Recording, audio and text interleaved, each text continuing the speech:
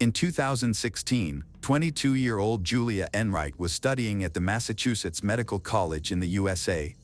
At that time, she met a young man named Brandon Chicklese, who was 18. Brandon was a technology student, fulfilling his dream of becoming a heating and ventilation technician. Julia and Brandon were completely different from each other. Julia dressed and behaved as differently as possible, whereas Brandon dressed modestly and was kind and calm. Brandon grew up surrounded and cared for by his parents. He had been a Boy Scout for over 10 years, was described by those who knew him well as responsive and open. When he and Julia started dating, their union seemed like a real attraction of opposites. Gradually, they began an intimate relationship, and Julia involved Brandon in unusual forms of intimacy. Given their age, it was not easy to find privacy for such experiments, so Julia suggested using a treehouse owned by one of her friends. The house was abandoned and located in a wooded area just a few kilometers away from the suburban homes where Julia was born and raised. Over time, the owner stopped visiting the secluded place, and Julia began to use the house freely. She decorated her improvised shelter with chains and other paraphernalia, turning it into a base for their experiments. Her collection of unique objects began to form there. By the time Brandon first visited this place, an eerie atmosphere pervaded it, inspiring dark thoughts. However, he tolerated the oddities of his girlfriend, and they regularly met there. But as their relationship developed, Brandon increasingly felt that they were not right for each other. Eventually, he realized that further development of their relationship was impossible. Brandon suggested breaking up and remaining friends. Julia agreed. It seemed that both of them calmly separated, demonstrating emotional maturity. In 2018, Brandon lived with his parents in the small town of Rindge, New Hampshire. He had obtained the qualification for which he had studied and worked so long, becoming a heating engineer. He started dating another girl and was preparing to celebrate his birthday in July. It seemed that, despite his young age, he had managed to achieve something significant. He had an education, a stable job, and a relationship with a girl. He sincerely told his family that he felt happier than ever. Shortly before this period, Brandon thought he had gained the necessary experience and was ready to open his own business in heating systems. He began to take action, and everyone gave him great support for this initiative. Relatives, friends, and his girlfriend all recognized that Brandon was just the type of person who could successfully run his own business. Unfortunately, it was not destined for him to realize these dreams. On June 23, 2018, Brandon left home to visit relatives in Windham, New Hampshire. For this, he had to travel about 80 kilometers, just over an hour's journey. He left home at around 1 p.m., but he did not return to his relatives by evening. Any attempts to contact him were ignored. His family, girlfriend, and grandmother were understandably panicking. This behavior was completely uncharacteristic of Brandon. His mobile phone was turned off, a situation he had never experienced before, as he had a busy schedule and could receive calls from new clients at any moment. Unfortunately, in order to contact the authorities to report a missing person, they had to wait at least a day. On the morning of June 24th, Brandon's parents went to the police station. They presented their arguments in detail and were very worried because Brandon was not prone to spontaneous parties or meetings with friends, did not suffer from any mental problems. Generally should not have disappeared anywhere. Law enforcement began to search for traces of Brandon in Windham. However, despite their efforts, they could find no evidence that he had even reached the city. There were no traces of his car, including on recordings from CCTV cameras. Brandon did not buy anything in Windham, did not pay for gas with his card, and did not use his phone. In this state of having no leads, 5 days passed. Family members searched for him, but increasingly, the thought that they would not see their loved one again haunted them. Finally, on June 29th, a gray Honda Civic was found in the parking lot of the Hannaford supermarket on Route 202 in Rindge, New Hampshire. It was Brandon's car. It was unclear how the car appeared there, especially since it was unlocked and the keys were left in the ignition. This only strengthened the suspicion that something terrible had occurred. Brandon would never have treated his property this way. Such methods are often used by criminals to provoke the theft of a vehicle, leaving fingerprints behind to set up innocent people. During this time, relatives continued their search, distributing, pasting flyers throughout Brandon's hometown and the surrounding area. Unfortunately, all these efforts were in vain. On July 10, 2018, a random runner training in a forested area in Ringe made a horrifying discovery just 10 kilometers from the shopping center where Brandon's car was found. He located a human body, which was hidden in the bushes only tens of meters from the side of the highway. The remains of the young man were wrapped in tarpaulin, and his hands and feet were bound with tape. Given the condition of the body at the time of discovery, most of the flesh had rotted away, exposing the bones. When law enforcement officers arrived at the scene, they immediately stated that this method of hiding the body was not chosen by chance. In fact, such extensive decomposition is an extremely effective way to get rid of evidence in the shortest possible time. Autopsy results showed the victim was Brandon Chiklis. It was believed that the detectives were dealing with a fairly experienced killer who knew how to evade justice. The perpetrator probably carefully studied related materials, and perhaps this was not his first crime. Suspicion only increased when investigators managed to find the shirt that Brandon had been wearing. It had several distinct cuts, apparently from a knife. Judging by this item of clothing, the victim had been stabbed 12 times. Unfortunately, the forensic expert could not confirm all of these wounds due to the body's condition. Perhaps they were more due to the high degree of decomposition. Thus, the expert could only speak with certainty about the traces left on the bones. For the same reason, it was not possible to establish the exact cause of death. It was possible that Brandon was tortured, but proving or disproving such guesses turned out to be impossible. No matter how hard the investigators tried, they were unable to find his mobile phone. It was apparently destroyed or discarded. Since the moment of Brandon's disappearance, they could not connect to his means of communication. This only confirmed the idea that the crime was committed by an experienced killer who knew that any information carriers and means of communication were compromising. This strategy was effective, as the police could not even establish the route Brandon had taken before his death or after the murder. Fortunately, the detectives still had access to the list of calls from Brandon's mobile phone before it was turned off. When they received this information from the operator, they discovered that the last call before his disappearance and the switching off of his mobile phone was made near the home of his ex-girlfriend, Julia. Investigators assumed he could have visited her before leaving. As soon as the patrol officers arrived near Julia's house, they immediately suspected something was wrong. There was an unbearable smell of rotting flesh. Even more shocking discoveries awaited within the house. Officers found decomposing bodies of animals literally everywhere in the rooms. Outside, they were wrapped in tarpaulin, and inside, in various containers, there were BDSM kits, specific paraphernalia, knives, and related photos. In fact, this house became the most horrifying location in the memory of all the participants of the first encounter with Julia. Julia lived alone in her father's house. She worked as a phlebotomist in a clinical laboratory, dealing with blood, collecting it for analysis, and preparing samples. Given the respect that doctors receive in the USA, it was a rather esteemed profession. Julia was always a peculiar person. As it turned out, these quirks went far beyond the bounds of normalcy. Her work was not just a way for her to help people and earn a living, it became something much more. During the day, she worked as a phlebotomist, but at night, she turned into another person. She became quite famous in the escort industry, acting as a mistress. Her friends and acquaintances knew of Julia's BDSM fetish, which she openly discussed. She claimed that only willing participants were involved in her activities, insisting that it was a form of entertainment and that all clients left satisfied.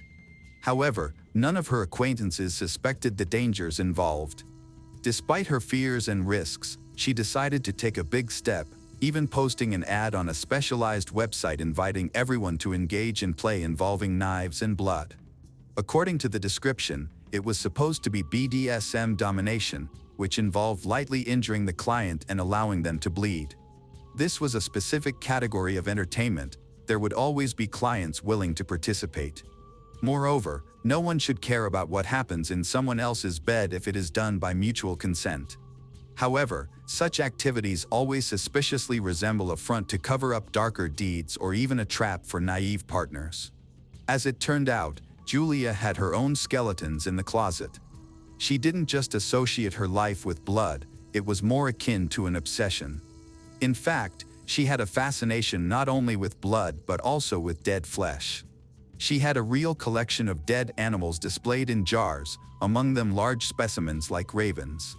Additionally, almost constantly in her courtyard lay decomposing animal bodies, which she wrapped in tarpaulin to speed up decomposition from the heat and then used their bones for her artistic compositions. Despite the nightmarish aspects and especially the terrible smell, Julia perceived some sort of beauty in this and embodied it through her art. Unfortunately, her vision of beauty proved too perverse and cruel to earn her a place among artists. Moreover, Julia had a whole collection of vials filled with blood and used condoms. She was obsessed with serial killers. She once even described a kind of ritual in which she personally participated. When a whole group of people gathered, they acted out scenes with vampires and actually drank some of each other's blood. Despite these suspicious hobbies, Julia had friends and willingly demonstrated her creativity. She always claimed that she had no talent in art, but in this way, she expressed her vision of the world. In fact, time and time again, Julia showed her friends the remains of animals, which were laid out in specific patterns. Of course, most people were concerned about where she got all these bodies. To such questions, Julia always answered briefly that everything necessary for this so-called art was found in a forest or on the side of the road. Julia insisted that she did not harm living beings but found and used the bodies of dead animals. Considering that in everyday life she was very quiet and avoided conflicts, people believed that this was just an oddity. Apparently, Julia's inner circle didn't know about Jeffrey Dahmer. This infamous man once started with a similar fixation. He also collected dead animals and became obsessed with the study of remains. He described his passion as an alternative vision of the world or creativity. Like Julia, Dahmer surrounded himself with things of a frankly creepy nature, and naturally, this could not end well. Julia kept a detailed diary in which she described her life and her activities exploring her own psyche. It seemed she was not fully aware that her hobbies looked strange and provocative. She continued to view them as creative pursuits and spoke somewhat arrogantly about people who did not understand art and beauty. However, there were less philosophical notes in the diary. She described bloodthirstiness as a charming character trait and revealed her unhealthy attitude toward death. From the very first entry, she constantly talked about her obsessive desire to kill a person. Julia considered it the height of bloodthirstiness, a manifestation of insatiability, which excited and attracted her. Julia repeatedly mentioned that she was driven to this monstrous act by a certain hunger that arose with every thought of killing a person. All this frightening data was obtained during the investigation. The longer the police dug to understand who Julia was, the more shocked they became. For the detectives, it became obvious that they had encountered a potential serial killer. The biggest source of incriminating data was her mobile phone, which was taken for examination. As it turned out, shortly before Brandon's disappearance, Julia had met a new boyfriend named Jonathan Lind. They were both rather dark personalities, making them perfectly suited for each other. The night before Brandon's disappearance, immediately after the incident, Julia sent Jonathan a message containing the alarming phrase, "bloodbath." Detectives immediately noted that the treatment of Brandon's body was identical to the method Julia had used to accelerate the decomposition of animal remains. Even more unusual was the message sent to Brandon the day before his disappearance, in which Julia asked if he would come to visit her treehouse. The investigation established that a few weeks before her death, Julia was actively trying to improve her relationship with her ex since there were difficulties with the current girlfriend of Brandon. In fact, they were on the verge of breaking up due to her betrayal. Probably as a result of this, Julia managed to draw him in. In the end, he agreed to meet her at a kind of BDSM club, perhaps thinking of this visit to his ex as an act of reconciliation. Immediately after Brandon agreed to Julia's invitation, she wrote to her new boyfriend Jonathan that there was a surprise for him. By communicating with the neighbors of Julia, the police easily uncovered details of her intimate relationships and preferences. She openly shared this information with the entire neighborhood and seemed to even speak with pride about her activities in the intimate sphere. Gradually, the detectives came into possession of a business card on which she suggested playing with a knife and blood. There were witnesses who testified that Julia and her new boyfriend liked to cut each other during intimate. However, she herself would discuss it openly without the slightest embarrassment. When she ended up at the station for questioning, she laid out all the details. Surprisingly, after this conversation with Julia, the police officers let her go. She managed to convince them that despite her oddities, she was not involved in the murders and that there was no concrete evidence against her. According to Julia's confession, she truly intended to meet Brandon on that fateful day, but he never showed up. She sent him a message in the evening, but the guy never responded. Finally, one of the police officers decided to verify the information and found other messages from Brandon that Julia had not mentioned. Those messages made it clear that the former lovers had indeed met. This fleeting lie raised suspicions that the detectives had encountered a manipulative individual who needed to be further investigated. These guesses turned out to be correct. The more the police talked to Julia, the more she changed her story. Eventually, she admitted that she did meet with Brandon that evening. According to her, after a short conversation, he left to buy banned substances for the night, but the guy never returned and did not answer her calls, so she just went home. This also turned out to be a lie, as the guy did not use banned substances. After the lie was revealed, the detective spoke to the neighbors of Julia again, and they found out about the treehouse in the woods that Julia had turned into a BDSM headquarters. The officers focused on finding this hideout and managed to arrive there with her new boyfriend. It was obvious that the house had been thoroughly cleaned. There was even new furniture and a new carpet. Everything looked suspicious, as if someone had tried to cover up evidence of a crime. The carpet attracted the most attention. It looked out of place in this treehouse, as did the cleanliness, especially in sharp contrast to the chains and jars of blood and animal bodies. As soon as the carpet was lifted, it became evident that it was covering very large, washed-out blood stains. Similar traces were found under the floorboards. Blood also was on the steps and tree trunks.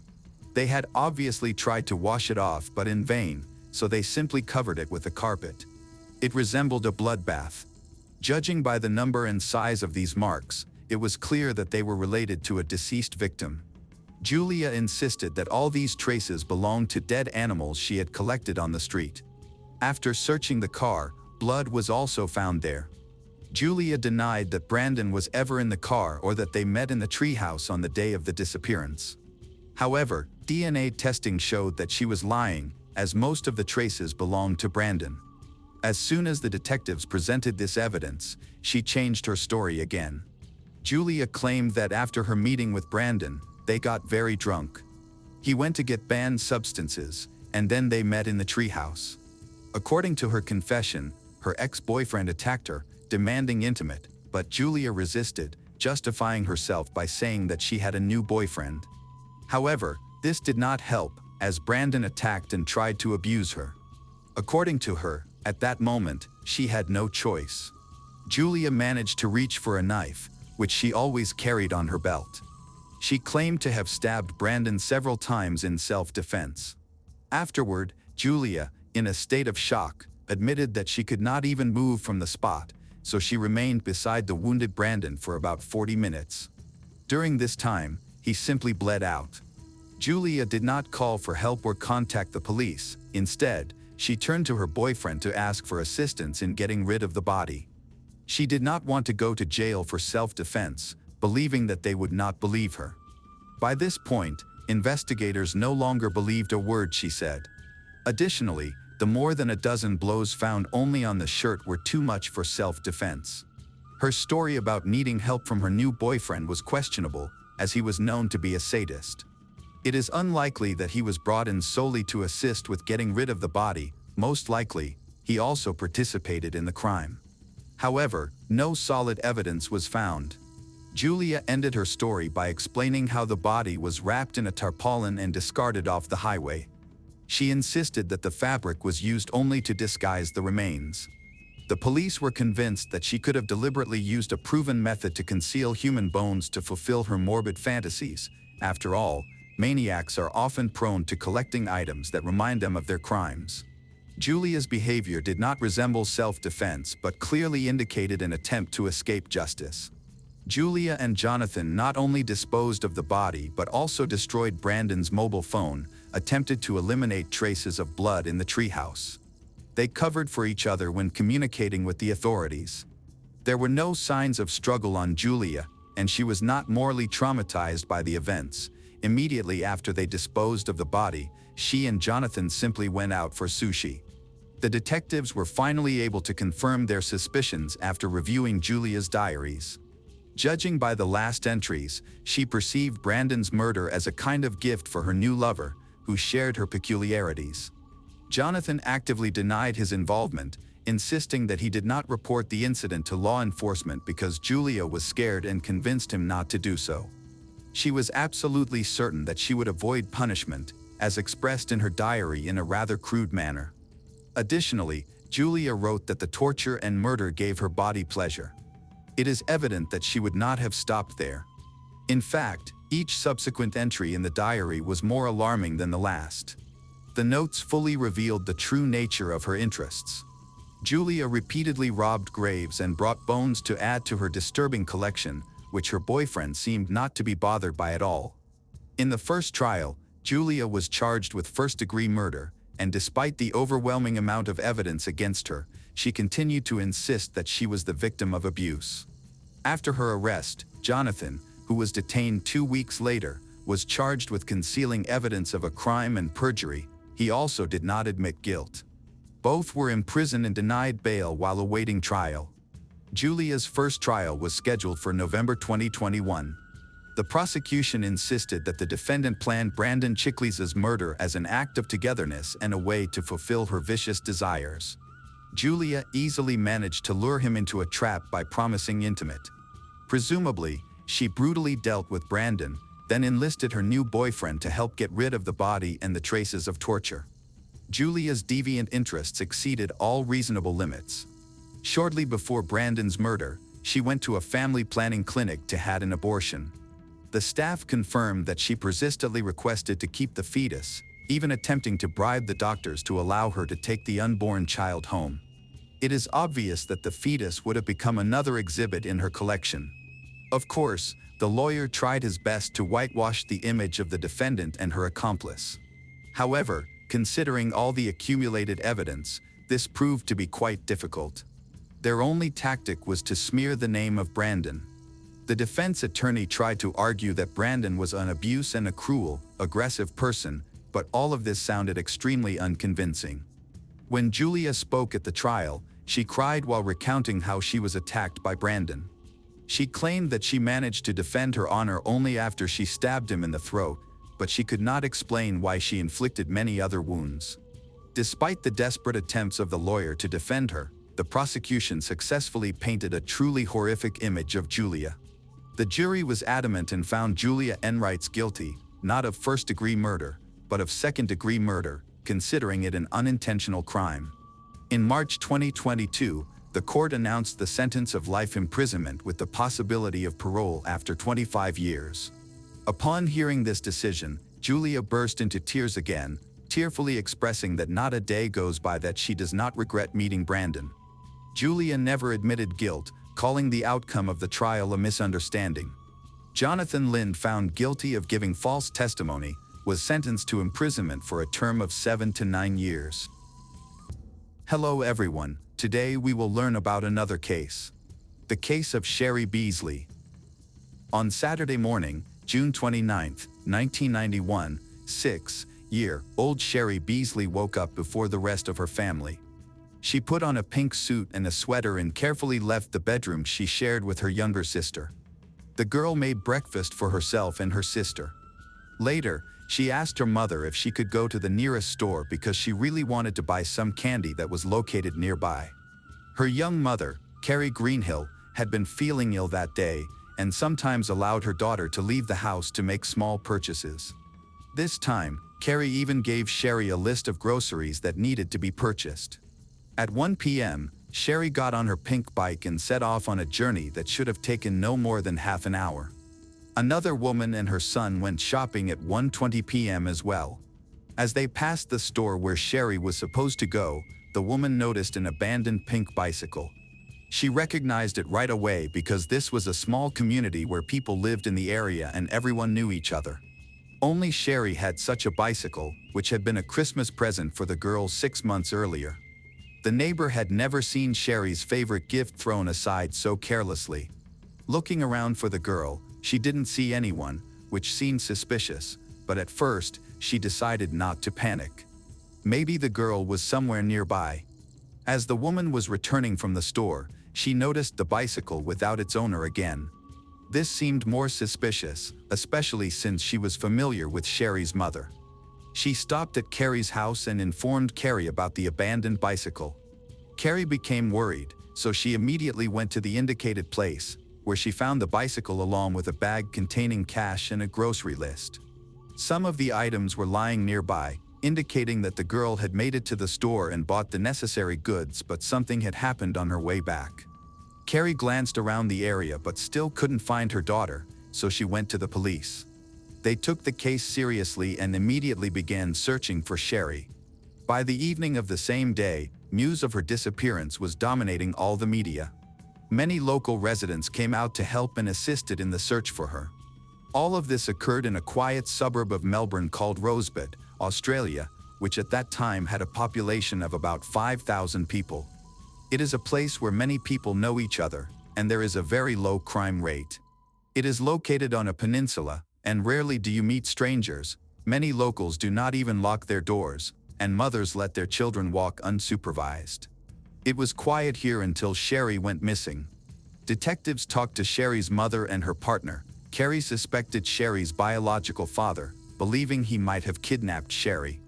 They had long battled over custody of their daughter, and the man had taken the news of losing custody very badly. However, it was quickly confirmed that during that period, Sherry's father was fishing with friends in another region of the country, which was too far away for him to be involved in Sherry's disappearance. This theory was thus dismissed. Witnesses were found who saw Sherry meet with a little boy and talk to him. At that moment, a blue car drove by, but further developments happened without any witnesses. Shane admitted that he had met Sherry in the very location where the bicycle was found. He confirmed that suddenly, an unknown man drove up to the children, grabbed Sherry, and drove away. The man acted so quickly that Shane didn't even have time to react. Unfortunately, Shane didn't know much about car models and brands. He could only describe it as blue and lacking rear doors, likely a sedan.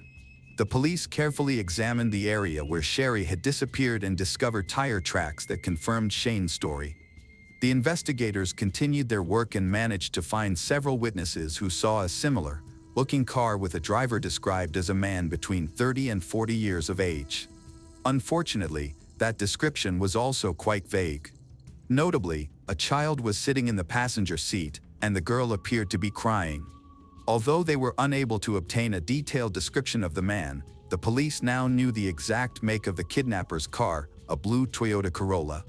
It was a fairly popular model at that time, and in the area, there were about 700 similar cars registered, so the scale of the work only increased. A witness named Margaret Hobbs approached the site. She is a former law enforcement officer who has spent recent decades conducting rehabilitation therapy for assault-prone criminals in a private setting. Margaret, unsure of where her efforts to help society would lead her, worked as a probation officer for many years.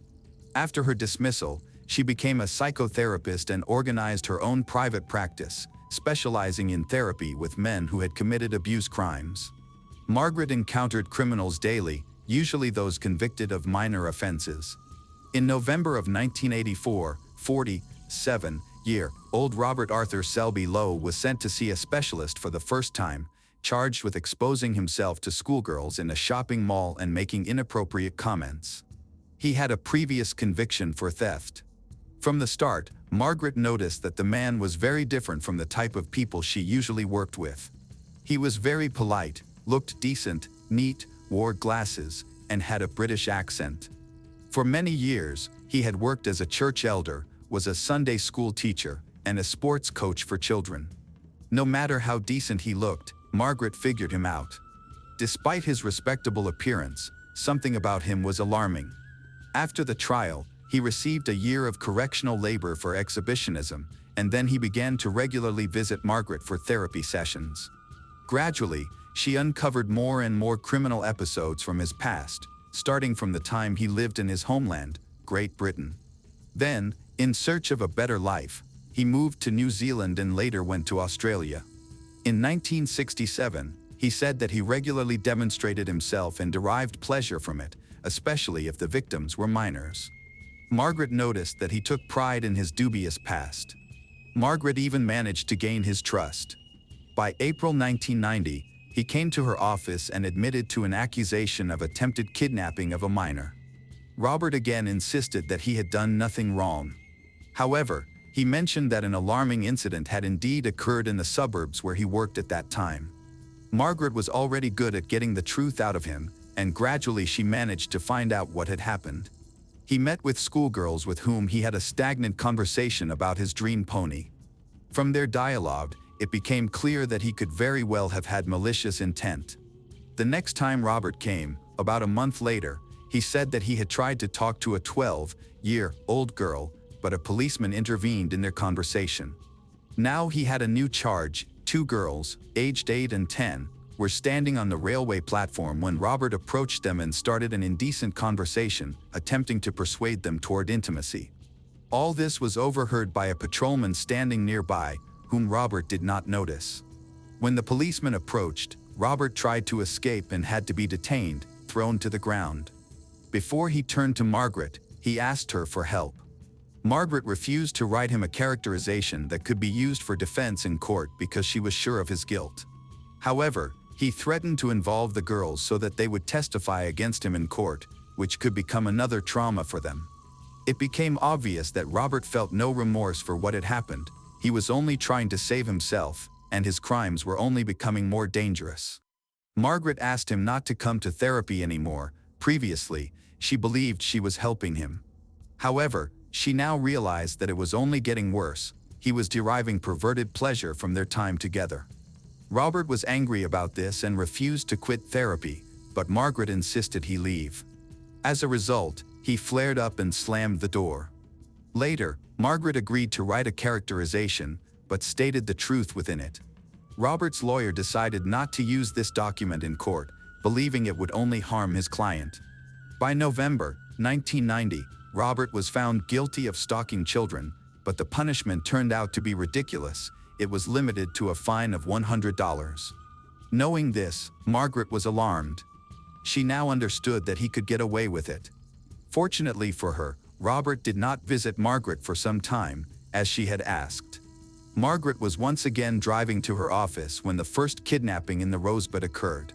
A search operation was underway, and by this time, authorities knew that the probable kidnapper was a man about 50 years old who could drive a blue Toyota Corolla. As soon as Margaret heard about it, she immediately thought of Robert Lowe. However, Margaret knew that his wife owned the house in the area where Sherry had gone missing. Of course, this was not enough ground to accuse him of anything, so Margaret dismissed the suspicion and continued her usual life. However, the thought that her former client could be involved in all this did not leave her mind. Margaret continued to monitor the search, which was not progressing, but locals were worried that Sherry had become a victim of an unknown serial killer, whom the media had dubbed Mr. Cruel. As it turned out, this man was credited with numerous crimes in the suburbs of Melbourne in the late 80s and early 90s.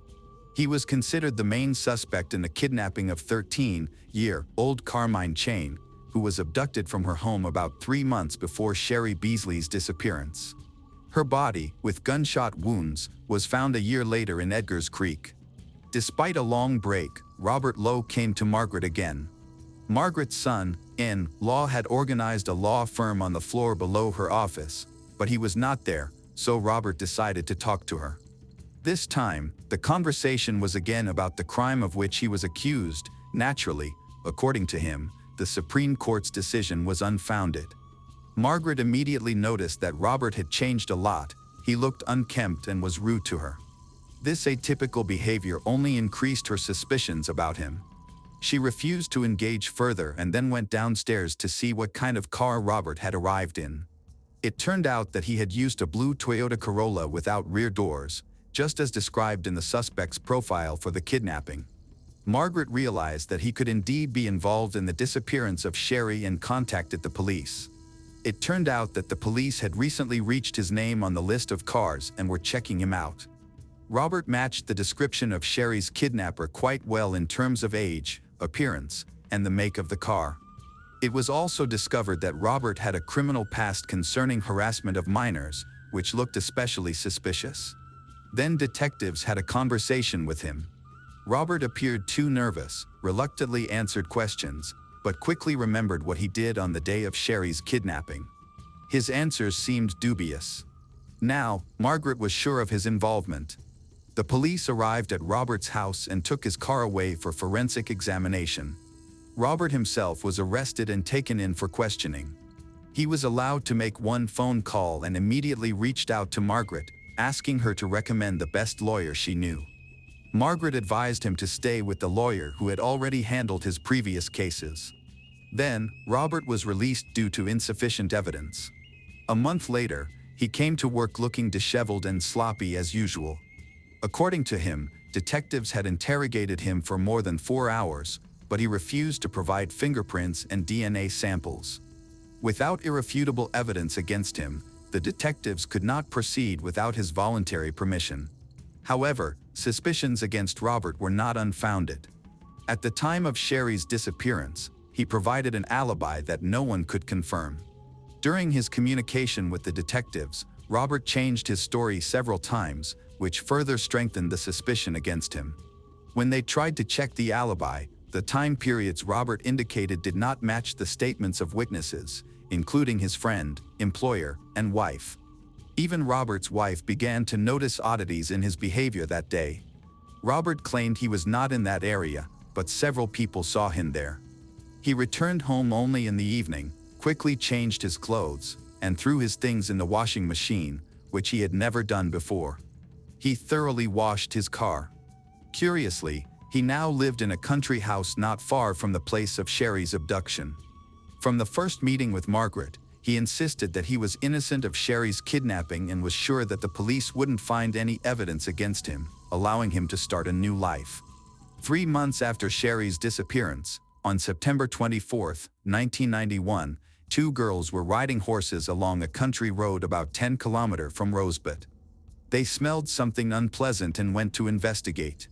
Inside, the girls saw decomposed remains, but initially mistook them for a kangaroo.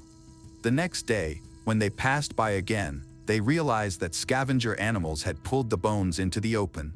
They then understood that what they saw was not an animal, but rather the remains of a small person who was wearing a pink tracksuit, matching the items of clothing that Sherry Beasley had been described as wearing. The girls went to the police and reported their frightening find. Forensic examination identified the remains as belonging to the missing 6-year-old girl, Sherry. During this period, Robert Lowe became a regular customer of Margaret. When she heard that the child's body had been found, she spoke to him about it. He clearly became nervous and inappropriately added that he had no idea where the body could have been found, even though Margaret did not ask him about it. She noticed that her client's behavior became increasingly erratic with each meeting, he more nervous each time. During this period, Margaret became convinced that Robert was responsible for the crime. It felt like a game of cat and mouse. Margaret knew that Robert would deny his guilt to the last. However, he liked to talk about what happened, and gradually, he revealed more and more details that he could not have known. Robert's house was searched. He was brought in for questioning several times, during which the suspect insisted that he was not guilty and had an alibi. Robert was under surveillance. It was found that he often visited public places where he watched girls and satisfied himself. Newspaper clippings and articles related to the kidnappings of Carmine Chain and other girls were found in his house. He did not just collect them but also made strange notes. All of this resembled some kind of madness, which was even confirmed by his wife. According to her, he talked about it so often while they were still living together that she was forced to ask him to stop. Now, she was determined to get a divorce. Finally, two detectives visited Margaret Hobbs and reported that they were investigating Robert's case, his probable involvement in the murder of Sherry Beasley. At that time, they still had no evidence.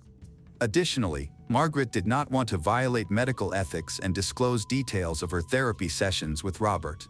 However, she began to doubt, realizing that he bore a striking resemblance to the real criminal. The detectives decided to act discreetly and secretly from Margaret. They installed a small microphone above the office, allowing them to listen to all of Robert Lowe's visits. Investigators were in the next building, eavesdropping on his revelations. One time Robert came in for therapy, he mentioned that he might know where the body was found, as one day he and his wife were walking there. Then, Margaret asked him to point to the location on a map. A stroke marked the location. Margaret checked and found that this mark precisely coincided with where the body of Sherry had been discovered. It seemed that this could not have been a mere coincidence.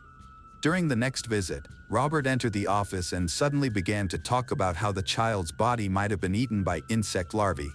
This struck Margaret as inappropriate and alarming. She saw a small foreign object. Margaret quickly realized it was a larva. In anger, Margaret demanded he leave the office. Robert complied, leaving behind the plastic bag with which he had come. When Margaret looked inside, she found it was filled with larvae. By March 1992, Robert came to see Margaret again. At their meeting, he stated that he was inclined to block memories of the terrible deeds he had committed, to the extent that he truly could not remember anything. Margaret asked if this could be connected with the death of Sherry Beasley. He admitted that it indeed could be the case. However, he was more worried about the divorce, which he was struggling with. Robert continued to talk but did not say anything specific until April 1, 1992, when he finally told Margaret that he wanted to tell the truth. She agreed to help, after which he began his story. Robert said, on June 29, 1991, he was driving along the road when he noticed two children arguing on the street. It was Sherry and her friend, Shane. He stopped and offered Sherry a ride to avoid the conflict. She agreed, sat in the passenger seat, and buckled up. As he drove away, Sherry suddenly began to choke. She looked scared and panicked. By the time Robert stopped, the girl had stopped breathing. He checked her pulse and realized that she had died. His first thought was to dig a grave to dispose of the body. However, he didn't have a shovel. Robert wanted to take Margaret to where he left Sherry's body. Margaret was horrified but determined to obtain a complete confession, so she agreed but requested a couple of hours to prepare and settle some business. When Robert Lowe made his confession, the police were informed. Margaret was deeply concerned about the implications for professional ethics, but she understood that she was doing the right thing. A trip with the main suspect was scheduled for the same day, and the police offered to assist in catching a dangerous killer. They were going to accompany Margaret along with the criminal, but secretly, in order to get a confession without scaring him off. Margaret was given a special device with a panic button that she was supposed to press if she suddenly felt in danger. In addition, a hidden listening device was installed in the car. On the evening of the same day, Robert and Margaret headed to Rosebud. First, Robert decided to stop where a small pink bicycle had been found. He pointed out exactly where they had arrived, which was marked with a yellow ribbon tied to a tree that someone had left in memory of Sherry. Then they walked to the drain pipe where the body was found. Here, mourners had left flowers, organizing a semblance of a memorial. Robert told Margaret the story of Sherry Beasley, wiped his tears with his sleeve, prayed for his salvation, and offered Margaret to come in for a cup of tea, but she refused, left. Margaret felt unwell and stopped a couple of 100 meters away, where she threw up from the horror she experienced. After this, she expressed a desire to cooperate even more closely with the police to catch this dangerous man. Detectives collected all the necessary evidence, and by May 1993, Robert Lowe was arrested in the suburbs of Melbourne. He refused to cooperate and said that he was as pure as Jesus Christ. Therefore, detectives had to talk to his lawyer. Lowe's concept of guilt was useless because his confession had been recorded when he was brought to court. He was met by a crowd of journalists and angry members of the local community, including Sherry's mother. She wanted to pounce on him, but others held her back. It was believed that Robert was lying, claiming that Sherry had voluntarily gotten into the car. This contradicted the words of Shane's friend, who insisted that they had not quarreled and that the man had simply dragged Sherry into the car by force. Additionally, they did not believe that she had accidentally suffocated herself during a panic attack. Unfortunately, Sherry's body was found too late, making it difficult to establish the exact circumstances. Although he was in prison, new details of the crime emerged thanks to the testimony of a cellmate. However, these details needed to be checked and confirmed before the jury. His story about the killer was questioned, Robert, so the cellmate was offered to wear a wiretap to elicit more information. A legend was invented, according to which the cellmate had a good lawyer who could help Robert, but to do so, he needed to know exactly what happened. This story looked plausible, and the cellmate managed to convince him. Robert told a new, more convincing version of events, which is now considered final. He reported that he had watched Sherry for quite a long time and discovered that the little girl periodically went shopping alone. He kidnapped her, taking advantage of this, and brutally abused her. After that, he strangled her with his hands. Robert disposed of the body by throwing it down the drain and discarded the clothes because they had too many traces of his DNA on them. The trial of Robert Arthur Selby Lowe began in October 1994, with Margaret Hobbs becoming the prosecution's star witness and testifying for 4 days. His cellmate expressed gratitude to the detectives who allowed him to put a dangerous child killer behind bars. The jury deliberated for 5 hours and found Robert guilty of kidnapping and murdering Sherry Beasley. He was sentenced to life imprisonment for first-degree murder and an additional 15 years for kidnapping.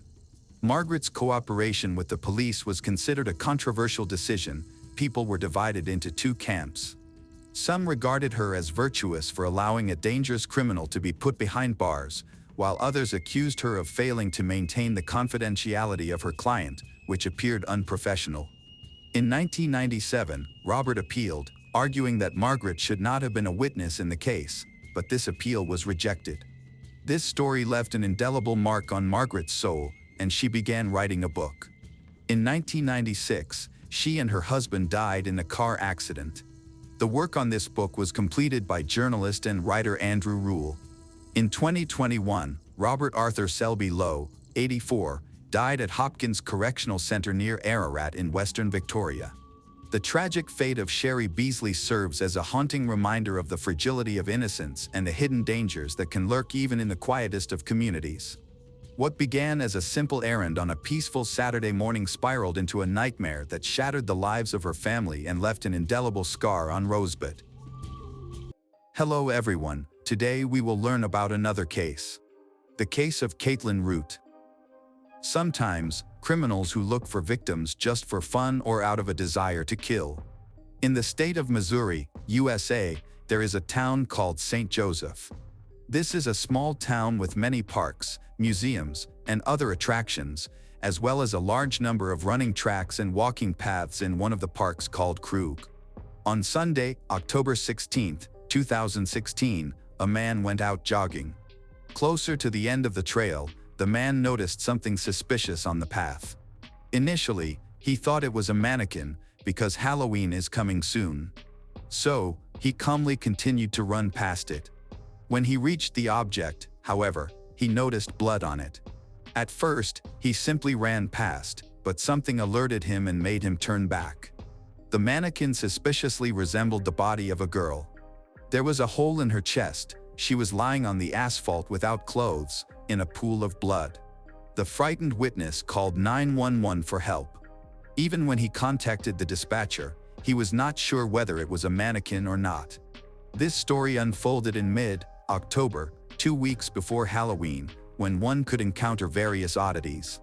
Perhaps it was a Halloween prank or some kind of decoration for the holiday. When the police arrived at the scene to investigate, they confirmed the witness's worst fears. It was indeed the body of a girl. The criminal did not even bother to hide the traces of his crime. Just a meter away, clothes were found, which had been neatly cut off. Additionally, the girl's false nails were scattered around the body, indicating that she had desperately resisted and that her nails had been damaged in the struggle.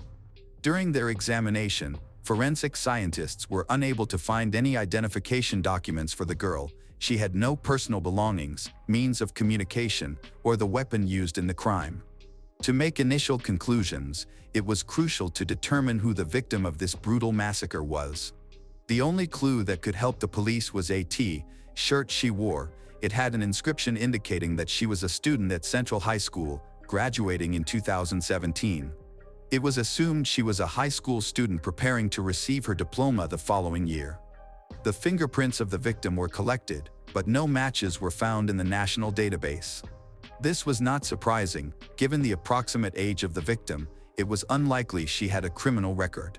The authorities were forced to close the park to visitors for the next 24 hours to continue inspecting the area. A larger-scale operation was launched, involving many more law enforcement officers, and results came quickly. They were able to find broken parts of a mobile phone, which had been disassembled and scattered around the area. Over the next few days, the communication device was collected and completely restored. Meanwhile, the forensic expert performed an autopsy on the body, revealing that the girl had been brutally tortured before her death. Her throat had been cut twice, but that was not the cause of her death. She had received several stab wounds from an object similar to a knife, one of which had pierced her liver and caused fatal bleeding. Without emergency assistance, a cut throat could also have killed her. There were signs of prolonged strangulation on her face, which complicated the determination of exactly what had occurred. According to the forensic expert, the strangulation may have involved something like a long piece of fabric. Simultaneously, several officers visited the school indicated on the girl's T-shirt to identify any missing high school girls. At the school, the police talked to the principal and teachers, showed them photographs of the unidentified victim. The girl was recognized. Her name was Caitlin Root. She had studied there for some time before switching to homeschool. Caitlin was born on November 11, 1998, into a large family with 5 sisters and 5 brothers. She was very positive, artistic, and funny, and loved singing, dancing, walking in the fresh air. Her last hobby was hunting for Pokémon in the park, which was very popular at the time. It was unclear what attracted her to Krug Park, located in another area of the city that was less known to her. It was beautiful and quiet, a favorite place for many runners until this tragedy occurred. However, there were some remote and gloomy spots where locals rarely ventured. That is where Caitlin's body was discovered. At school, Caitlin's close friends were devastated by her loss, and they willingly cooperated with the investigation. When the Root family was informed that the body of their missing daughter had been found, everyone was heartbroken. They desperately wanted to find who had so cruelly taken the life of a girl just 3 weeks shy of her 18th birthday. Despite her close relationship with the family, at the time of the incident, Caitlin did not live with them. She had grown up and wanted more independence, freedom, so she was temporarily staying with her best friend, who lived with her grandmother. The whole group had to maintain constant contact, but nothing suspicious was noticed. The police visited this house to speak with all its residents. In fact, the family with whom Caitlin was living at the time noticed her disappearance and contacted the police. Upon identification, the police talked to Caitlin's friend's family and finally received the first valuable clue. According to Caitlin's friend's mother, a few days before the crime, Caitlin had an online argument with her boyfriend. She was planning to break up with him, but the situation escalated into a big fight. The woman reported that their last meeting ended in a confrontation, after which Caitlin was left with a bruise. This mark was also found during the autopsy. All this gave the police their first suspect, whom they decided to interview. They were not able to find him right away, but several of Caitlin's boyfriend's friends responded. None of them believed that Caitlin's boyfriend could physically harm Caitlin, as he was not prone to aggression or violence. No one had noticed anything like that about him before. However, the police wanted to speak with him in person. Witnesses were also found who reported seeing his car, which allegedly stopped near Krug Park late in the evening. All this strengthened the suspicion against him. Finally, the police met with Caitlin's boyfriend. The evidence of his involvement began to mount, as there were numerous marks on his body and arms, minor wounds resembling scratches. He attributed these to branches while riding a motorcycle. He stated that he met with Caitlin, and the last time they saw each other was on Thursday, a few days before the murder. On that day, a friend of his also joined them. Everything seemed fine, and according to him, Caitlin spent a lot of time with them, with no conflicts occurring. Therefore, he found it very unpleasant to receive a call 2 days after this meeting from an unknown person who accused him of beating women. This voice sounded threatening and offered to meet to confront him about what he had done to Caitlin. The caller then hung up. Caitlin's boyfriend didn't understand that there was a deeper implication behind this. Despite there being no conflicts between them, he was surprised when Caitlin later accused him of breaking her nose. After that, she hung up and ignored his calls. He considered any accusations of aggression and cruelty, especially towards his girlfriend, to be absurd. Afterward, Caitlin's boyfriend published several posts on his social media, suggesting that Caitlin had convinced her friends to turn against him. He couldn't understand the reasons behind it but felt he didn't have time to figure out the details. Notably, he provided an alibi for almost the entire Saturday and Sunday, having visited several friends, all of which were confirmed, leaving no time window sufficient for an attack. Despite the suspicion, nothing significant could be obtained against him, except for the name of another potential suspect. Caitlin's boyfriend told the detectives about Adam, who, according to Caitlin, had been literally obsessed with her. He behaved anxiously to such an extent that he began to stalk her, sending letters with ambiguous content and insinuating that he might take his own life if she didn't want to meet him. Before the crime, the police learned that Adam communicated with his best friend on social media on October 15th at around 8 p.m., which was the last time he contacted her. To the surprise of the police, this best friend turned out to be Caitlin. Adam had added her to his list of close friends, probably to avoid drawing attention to his unhealthy attraction to her. Before meeting with this new suspect, the detectives decided to gather more information about him and interviewed his closest acquaintances. They discovered that both Caitlin and Adam attended a party on the night of the murder and were supposed to spend time together. At the gathering, Adam was accompanied by a couple of friends, and there were witnesses who saw the whole group leave late in the evening, with Caitlin among them. Several attendees were confident that they all planned to go to Krug Park, where Caitlin's body was later found. It is noteworthy that they returned without Caitlin and told everyone that she had left with an unknown group of people, which seemed strange, uncharacteristic of her. Upon checking Adam's social media profiles, it turned out that the day after the murder, he began posting peculiar messages. While he did not specifically mention what he had done, he clearly expressed regret for some action.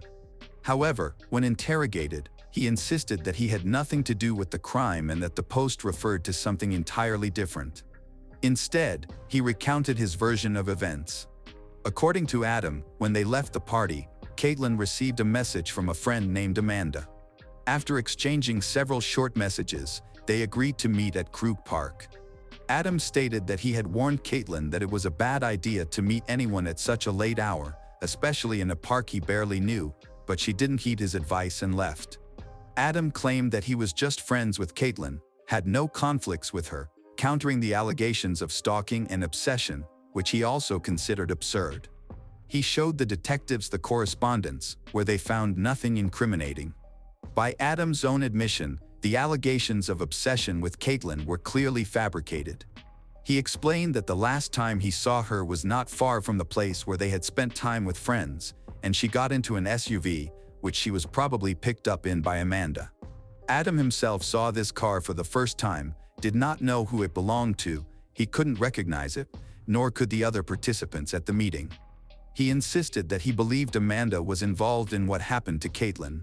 Interestingly, his account was immediately confirmed by several witnesses among the young people who were at that meeting. They also saw how Caitlin got into an unknown Santa Fe SUV while Adam stayed with them. Adam appeared extremely upset and even went to the family of the deceased to express his condolences. Everyone believed that he sincerely mourned this loss and willingly helped the Root family cope with their grief, even assisting Caitlin's family during the funeral. Further investigation confirmed that she had indeed communicated with a girl named Amanda. When detectives spoke to the father of Caitlin, David Stevens, it turned out that David was well acquainted with all of his daughter's close friends. There weren't many of them, and Amanda was among them.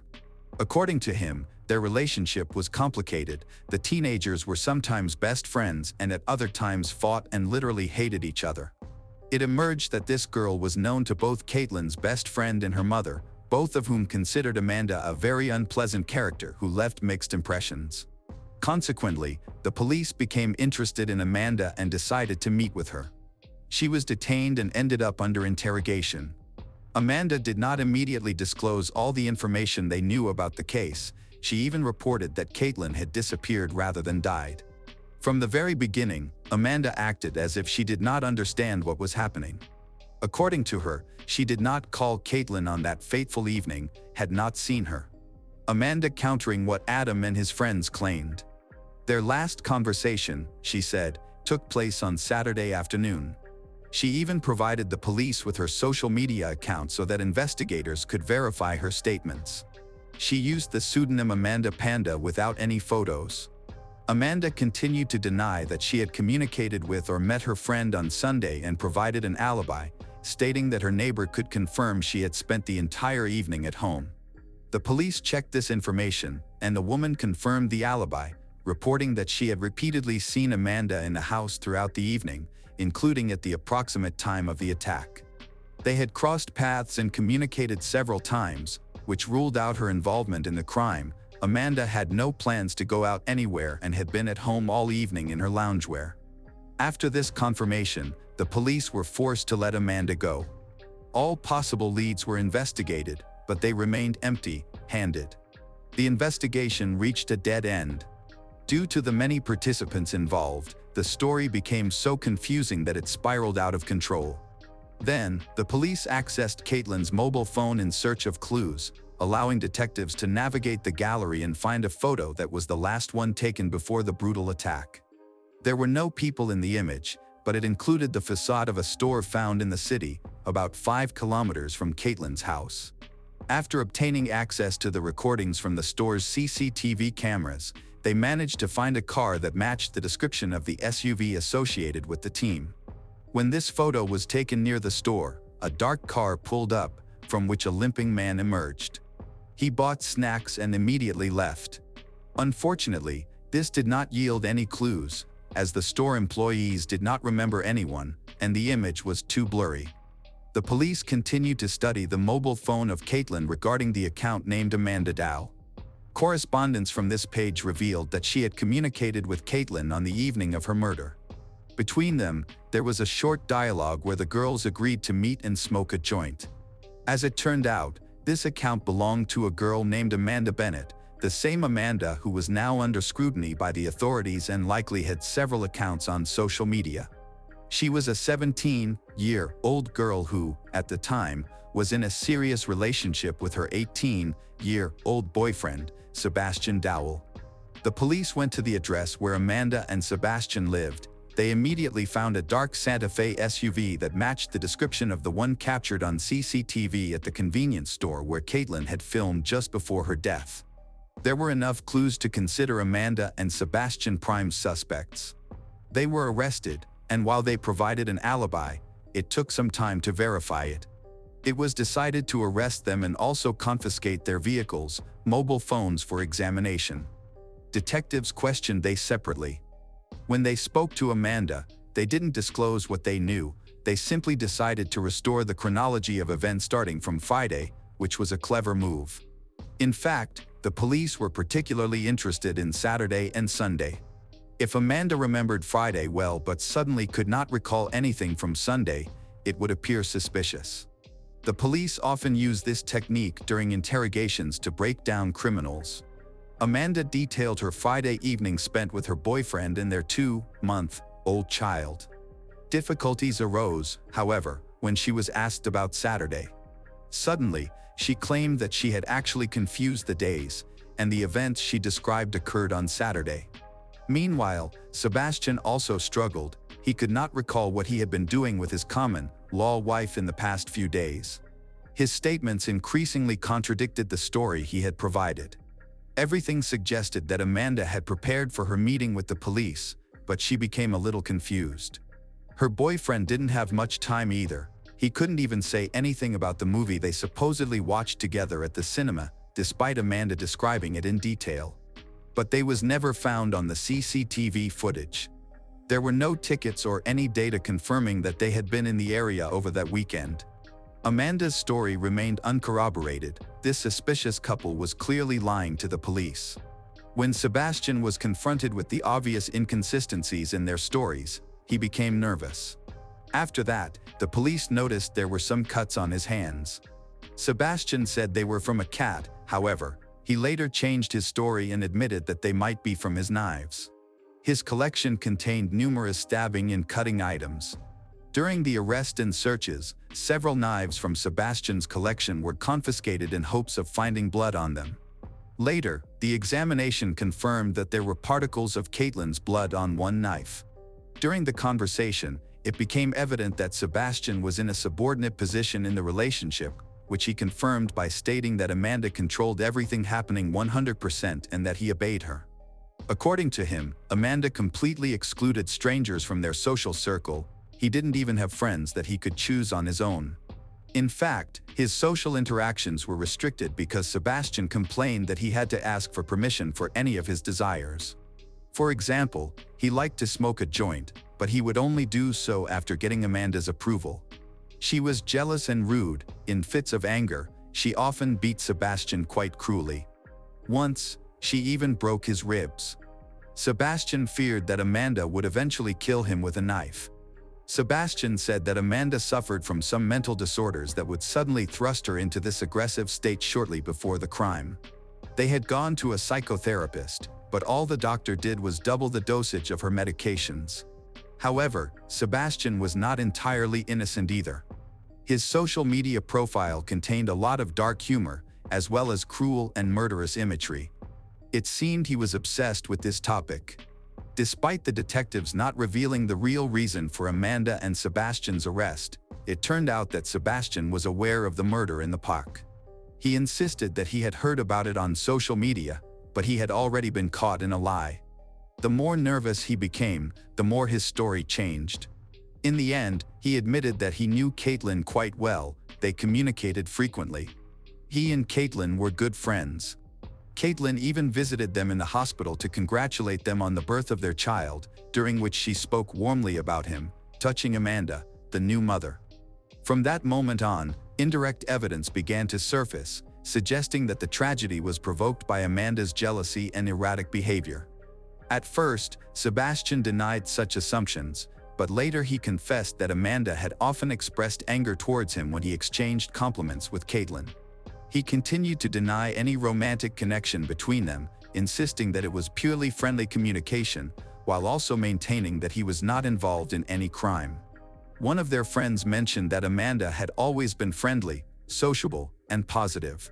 However, the situation changed dramatically after the birth of their child, which many attributed to postpartum depression. In addition, she believed that something more than just friendship had developed between Sebastian and Caitlin. Amanda frequently referred to Caitlin and was clearly angry, exhibiting intense jealousy towards her boyfriend. Judging by her friend's words, this turned into an obsession with getting rid of Caitlin. Moreover, Amanda was aware of many details about the crime that she could not have known by chance, as they had not been covered in the media. This discussion smoothly led to topics about their relationships and the birth of the child. Amanda's demeanor visibly changed when they began discussing Caitlin and Sebastian.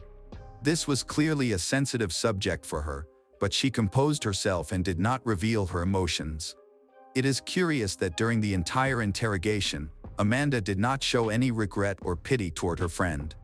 On the contrary, from the very beginning, she appeared in high spirits and giggled frequently. Considering the circumstances that had led Amanda to this situation, her behavior seemed unsettling. The true motive behind this case included records of demonic summonings. This confirmed that he was involved in all sorts of dark themes with his girlfriend, but he claimed that it was all part of a hobby and role, playing games, insisting that they did not take it too far or commit any crimes. However, there was confirmation that they planned the murder in stages. Even though the information was deleted, it was easily recoverable. This became the main incriminating evidence against both criminals. When both were informed about this evidence, they abruptly changed their tactics, refuting their earlier statements and beginning to blame each other. Judging by their correspondence and records found in the house, both criminals were charged with first-degree murder. Upon reviewing their dialogues, the frightening truth of this brutal massacre was revealed. The murder was indeed ritualistic. That evening, Amanda and Sebastian sent a message to 6 contacts from their list to lure one of the victims into a trap. They probably did not care who responded, but only Caitlin Root did, which ultimately sealed her fate. The jury was shocked by the senselessness of this act of violence, simultaneously remained confident that it was Amanda who initiated it and took the life of Caitlin with pleasure. Her fingerprints were found on the murder weapon, and Sebastian likely helped by holding Caitlin. On May 5, 2017, Sebastian Dowell was sentenced to life in prison for second-degree murder in the death of Caitlin Root. Just days later, on May 9, 2017, Amanda Bennett was sentenced to life in prison for the same crime, second-degree murder. Both are without the possibility of parole. Caitlin's family, while satisfied with the sentence, expressed deep sorrow over the loss of their daughter. Welcome back, mystery lovers. Today's case is going to keep you on the edge of your seat. The case of Liana Friedenbach and Felipe Café. At the end of 2003, teenagers Liana Friedenbach and Felipe Café planned a hiking trip to spend time together in nature. They were a young couple in love, having dated for several months while attending the same school. However, their parents disapproved of their relationship, forbidding them from going on dates or engaging in such adventures. Determined to stay together, they came up with a plan to mislead their families. Felipe told his family he was going hiking with friends, while Liana claimed she would be spending the weekend with church friends in Ilhabua. Their parents believed these stories. The plan seemed flawless, offering them the chance to spend several days alone together. They chose the countryside of Embu-Guaçu, located in the greater São Paulo region of Brazil, as their retreat. What was meant to be a peaceful and romantic getaway tragically took a horrific turn when they crossed paths with a group of dangerous individuals. Although deceiving their parents was not easy, Liana and Felipe succeeded and were overjoyed to finally be together in a place free from interference. Their relationship had always faced resistance from their families, limiting their time together to brief interactions at school. The opposition was likely due to their ages. Liana was 16, while Felipe was 19 at the time. They began their trip on October 31, 2003. The journey was long and arduous, but Liana and Felipe were determined to overcome every obstacle. With limited financial resources, they relied on free travel privileges and took public transportation to reach São Paulo. Starting early in the morning to avoid suspicion, they arrived at the São Paulo bus station by 5 a.m. on October 31st and waited for their next bus. By around 9 a.m., they reached Embu-Guaçu, where they transferred to another bus heading towards Santa Rita, a small rural village near an abandoned site they planned to explore. From there, they made the final stretch on foot to reach their destination. This abandoned location was isolated and deserted, making it an ideal retreat for them. Believing it to be the perfect spot to relax, they walked approximately 4.5 kilometers to reach the site and set up a tent under the shelter of a dilapidated, abandoned structure. Full of excitement for their week-long getaway in this tranquil hideaway, they savored every moment together. However, the area was not as private as they had hoped. During their journey, they traveled through a forest community inhabited by impoverished locals. Liana's beauty, their neat and stylish appearance, and the bags they carried made them stand out. The locals assumed they were wealthy visitors coming to enjoy some leisure time in the forest. Nearby, a group of men was fishing. Among them were Paulo Cesar da Silva Marques, nicknamed Pernambuco, and Roberto Aparecido Alves Cardoso, nicknamed Champaña. Both were members of a gang led by Champaña. While they were fishing, they saw Liana and Felipe setting up camp in the middle of the wilderness. Fueled by sinister intentions, they began devising a horrific plan. Later that afternoon, Pernambuco and Champaña launched an attack on Liana and Felipe. Before making their move, they observed the couple closely to ensure they were alone and unarmed. Once assured, they launched their assault. Initially, they assumed that Liana and Felipe were wealthy and possessed valuables worth stealing. They initially assumed that Liana and Felipe were wealthy and would have valuables worth stealing. However, it quickly became apparent that the couple carried neither money nor jewelry. Though frustrated, they were unwilling to abandon their scheme and decided on a different course of action. Pernambuco and Champaña kidnapped Liana and Felipe with the intention of demanding a ransom for their release. With no clear plan or capacity to develop one, the criminals hastily took Liana and Felipe to an abandoned house near the campsite. The location was grim and filthy, setting the stage for the unspeakable horrors that awaited them. After evaluating the surroundings, Pernambuco and Champaña concluded that the house was neither secure enough to hold Liana and Felipe nor adequately supervised. Because of this, they decided to leave and search for a more suitable location.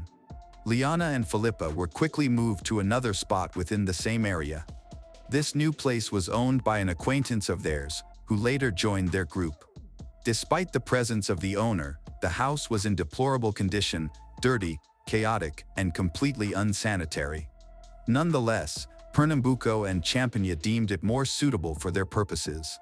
Liana informed Pernambuco and Champaña that she was from a wealthy family and proposed that they demand a ransom in exchange for her release.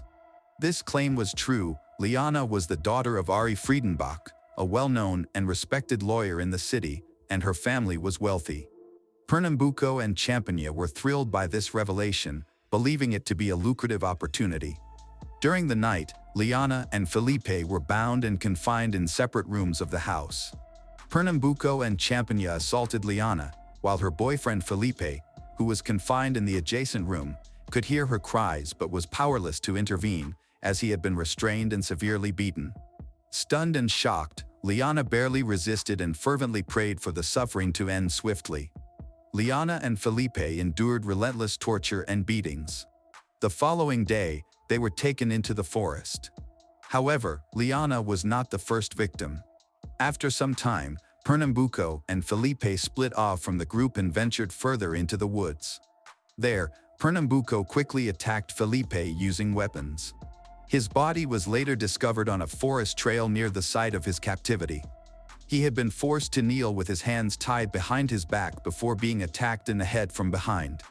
Pernambuco and Champaña had learned that Felipe came from a modest family, which meant there would be no ransom paid for him. This disappointed them. Additionally, they saw him as a potential obstacle and liability, which led them to decide to kill him as soon as possible. Liana was not present during the killing. She had stayed behind. However, she heard the weapon and was shocked to realize they had attacked Felipe. When she inquired about what had happened to Felipe, they responded that he had been released. Liana knew better than to believe that and understood that the kidnappers wouldn't take such a risk. What she didn't realize in that moment was that her own time was running out. Liana was left alone with Pernambuco and Champaña, both of whom refused to follow her advice and never made ransom demands to her father. They lacked the ability to organize everything anonymously and avoid detection. These incompetent criminals, driven by greed, attempted a kidnapping but failed miserably. Now, they were unsure of what to do with Liana. On one hand, they wanted to keep the beautiful girl for themselves and enjoy her company for a while. On the other hand, they feared that people would start searching for her and realized they needed to get rid of her soon. 3 days after Liana and Felipe had left, Liana's father, Ari Friedenbach, discovered their real plan when he tried to contact her. He learned that Liana wasn't with a group of friends from the church as she had claimed. Furious, he realized that they had secretly run off together. His inability to reach either his daughter or Felipe raised serious concerns for both him and her mother. Neither parent could imagine the nightmare their 16-year-old daughter was enduring at that moment. Using all of his resources, Ari worked to track down his daughter's whereabouts. He found out that Liana and Felipe had reached Sao Paulo and entered the forest, where their phones were last pinged. A friend of Liana and Felipe confirmed the information but did not know the exact location of their camp. Despite the lack of specifics, this was still a lead. Ari submitted a report to law enforcement regarding the disappearance of Liana and Felipe, prompting the police to begin their investigation. Ari leveraged all of his connections to expedite the search for his daughter in the dense forest. A rescue team promptly arrived at the location reported by the friends of Liana and Felipe. They quickly found Liana and Felipe's abandoned campsite, which displayed troubling signs: a torn tent and scattered belongings. There were clear signs that something serious had happened here, as the tent appeared to have been cut open with a knife. This suggested human intervention, leading the police to suspect that they might have been attacked or kidnapped. At the site, investigators discovered clothing, Liana's wallet, and her discharged mobile phone. The search continued into the forest, and tragically, they discovered the body of her boyfriend, Felipe. This discovery heightened fears and diminished hope of finding Liana alive. Meanwhile, at the house where Liana was being held captive, the owner, Antonio Caetano Silva, arrived with his friend, Agnaldo Pires. Champaña, the kidnapper, told them that Liana was his girlfriend. Shockingly, he offered her to his friend, and the offer was accepted. Agnaldo and Antonio abused and tortured Liana repeatedly. Back at home, Liana's father, upon learning of Felipe's murder, took action. Determined to find his daughter, he mobilized the national press to bring attention to the case. The search efforts intensified due to growing public attention. A businessman, moved by the tragedy, contributed to the operation by using his helicopter to distribute 5,000 leaflets with photographs of Felipe and Liana across the region. Photos of Liana and Felipe were widely circulated, but sadly, no useful information could be gathered. Despite an attractive reward, local residents could provide no helpful information about their whereabouts. Several people reported seeing a couple in the woods, prompting volunteers and search teams to focus on checking the area near the teenagers' abandoned camp. Meanwhile, Champaña, Antonio and Agnaldo assumed that Liana might be searched for in the forest and decided to quickly leave the area. The next day, they took her and traveled to Antonio Matias de Barrosa's house, the first homeowner. Acting as though nothing had happened, they went fishing with Liana, convinced they would remain undetected. Champaña even lent her his sweatshirt during this time. By the end of the day, Champaña's older brother visited him because their parents were worried about his absence from home. Champaña introduced Liana as his girlfriend there, proudly showcasing her beauty and expressing his pride in having such a stunning girl by his side. However, his brother knew that Liana had been kidnapped but failed to report it to the police. During their conversation, the brother warned the group that authorities were searching the area intensively for her and had deployed significant resources. This alarmed the kidnappers, who realized rescuers might be close. Feeling the pressure, the kidnappers decided to flee. Champaña then resolved to kill Liana to prevent her from identifying them, though he lied to her and the others, claiming he would take her to the bus station and leave her there. At dawn, Champaña led Liana into a dense forest under the pretense of taking her to safety. Instead, he attacked her with a fishing knife on November 5, 2003. He stabbed her multiple times, beginning with a fatal wound to her neck that caused severe blood loss. As Liana fell and tried to cover the injury with her hand, Champaña continued to stab her chest, head, and back. He then struck her with a large stone on her head, killing her instantly. Only after confirming her death did he leave the gruesome scene, and the group of criminals fled. Champaña returned home, changed his clothes, wrapped the bloody knife in a rag, and hid it in a well near his house. He hoped that the incriminating evidence would not be discovered. However, 5 days later, on November 10th, Liana's body was found in the forest. She was still wearing Champaña's sweatshirt, which contained his DNA. Police were able to track the movements of the attackers and their victim, Liana. They visited all the huts where the kidnappers had stayed and successfully identified those involved. They promptly identified the perpetrators and determined their present location. Champaña and his accomplices were arrested within a few days. At Champaña's house, investigators found bloody clothing and the knife used in the crime. Tests confirmed that the blood on the objects belonged to Liana, and the items also contained Champaña's DNA. Champaña immediately confessed to the crime, proudly admitting that he had kidnapped and stabbed Liana simply because he wanted to. He explained that he was attracted to Liana and desired to treat her like a doll, a possession he could control entirely. However, circumstances forced him to kill her due to the police pursuit. He then detailed the complete chronology of Liana and Felipe's kidnapping. Despite being only 16 years old, Champagnat was the leader of the group of juvenile criminals, which included adult accomplices. He was the same age as Liana, but his young age meant authorities handled his sentencing differently. According to the laws of the state, the gang's leader and instigator of this heinous crime was sent to a correctional facility for minors located in the northern part of São Paulo. As per legislation concerning minors who commit crimes, Champagnat would remain in the facility until he turned 21. The trial of the criminals began in July 2006. Following the investigation, Antonio Caetano da Silva was sentenced to 124 years in prison for the multiple abuses of Liana. Another participant, Agnaldo Pires, was sentenced to 47 years for abuse, while Antonio Matias de Barros received a 7-year and 9-month sentence for violently detaining Liana and concealing evidence. The trial of the main defendants, Pernambuco and Champagnat, lasted the longest, concluding in November 2007. Thanks to Liana's father actively bringing the case to public attention through the media, it gained significant publicity in Brazil and shocked the public with the atrocious acts committed by juvenile offenders against Liana and Felipe. As a result of the trial, Paulo Cesar da Silva Marques, Pernambuco, was sentenced to 110 years in prison for the premeditated murder of Felipe, as well as for illegal detention and kidnapping. The case of Roberto Aparecido Alves Cardoso, Champagnat, presented additional challenges due to his status as a minor. As the gang leader, he remained in a juvenile correctional facility. His erratic and aggressive behavior led to multiple psychiatric evaluations organized by his lawyers. They argued that Champagnat's impoverished upbringing and difficult childhood influenced his actions.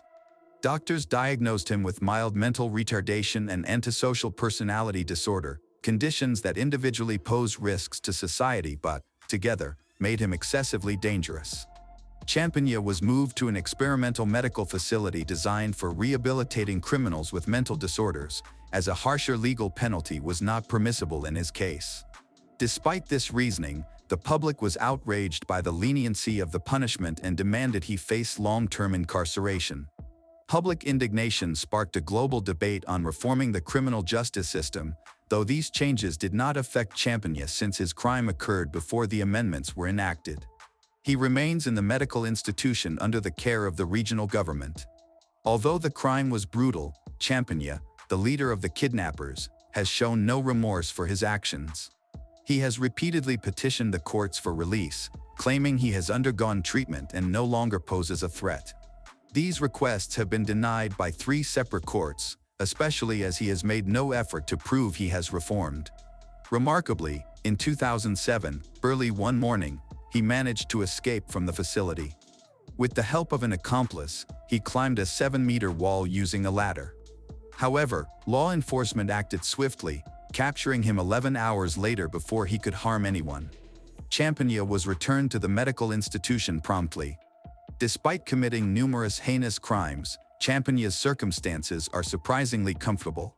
On December 17, 2007, a television report revealed that he was living in a cozy apartment within a medical facility. His accommodations included a comfortable sofa, a large 29-inch TV, and 5 meals a day prepared according to a personalized menu designed by a nutritionist. These living conditions starkly contrast with the anguish endured by his victims, Liana and Felipe, in their final days. The governor at the time justified these arrangements, claiming that isolating Champagnat in this way was the safest method to prevent harm to society while managing his dangerous behavior through hospitalization. Experts estimate that keeping Champagnat detained costs the state approximately $2,500 per month. Yet, lawyers argued that his forced detention is unconstitutional and pushed for his release. Meanwhile, Liana's and Felipe's families were devastated by their loss, as the tragedy shattered their lives. For example, Liana's parents were so overwhelmed by grief that they eventually divorced. These families fought hard to ensure justice and succeeded in bringing punishment to most of those involved in the crimes. Yet the main perpetrator, Champagna, escaped serious consequences and now lives in conditions far more comfortable than those he experienced before his hospitalization. This case sparked significant public outcry, leading to calls for lowering the age of criminal responsibility to 16. The proposal generated both support and opposition, resulting in active debate. Ultimately, these amendments were approved. Currently, Champagna is not in a prison serving a criminal sentence but is instead held indefinitely in a hospital on civil grounds due to his mental disorders, with approval from doctors and authorities. This arrangement is justified by his continued threat to society. A retrial for the crimes he committed against Liana and Felipe is no longer an option, as the country's criminal code prohibits punishing someone for the same offense twice. Consequently, Champagna remains in the hospital's relatively comfortable conditions to this day. Sandra Birchmore was born on May 13, 1997, in Stoughton, Massachusetts. Her childhood was difficult, forcing her to mature early. Her mother, Denise, faced serious health problems, which led to financial hardship for the family. Her father was absent, providing neither emotional nor financial support, which left her mother as the sole breadwinner. Despite the challenging circumstances, Sandra received support from her mother's long-term partner and her grandmother, Grace, who helped care for Denise as her health declined. In a family where survival often took precedence over stability, Sandra learned resilience and responsibility at a very young age. From an early age, Sandra was inspired by public service, showing great respect for authority figures, especially police officers and military personnel. This admiration stemmed from her family background, as many of her maternal relatives had served in law enforcement or the armed forces. Her interest in police work began at the age of 8 when she joined a program called Respect. This initiative aimed to help children develop civic responsibility and communication skills, while fostering positive relationships with law enforcement. It was here that Sandra's dream of becoming a police officer first emerged. Eager to pursue this goal, she got involved with the Police Explorers program at the age of 12. This program introduced young people to law enforcement, providing training in safety protocols, emergency response, and police procedures. From 2010 to 2016, Sandra committed herself to the program, taking each lesson seriously and striving to improve her skills. Friends and mentors were impressed by her dedication, recognizing that this was more than just an extracurricular activity, it was the foundation for her future. However, life had unexpected turns ahead. In 2016, when Sandra was 19, tragedy struck with the passing of her mother, Denise. This loss left her heartbroken. Although her aunt offered support, the grief was overwhelming. This difficult time coincided with the end of her participation in the Police Explorers program, creating a challenging crossroads for her. The career in law enforcement she had once dreamed of seemed to drift away as she struggled to regain her footing. After graduating high school, Sandra decided to pursue a new path by enrolling in college prep courses with the intention of studying nursing. While she shifted her focus, she never completely let go of her passion for police work and maintained connections with her peers from the Explorers program. However, the struggles she faced during her childhood impacted her in ways she didn't fully understand. The loss of her mother and the absence of a strong father figure left her seeking guidance and validation from authority figures, a vulnerability that would significantly shape her future. In 2020, Sandra moved to Canton, a town in Norfolk County, Massachusetts, with a population of about 25,000, in search of a new beginning. Canton was known for its safety and friendliness, making it an attractive place for her to settle down. She found a job as a teacher's assistant at Sharon Public School, where she worked with students who had special needs. Although this role was not her ultimate career aspiration, she viewed it as a stepping stone toward a better future.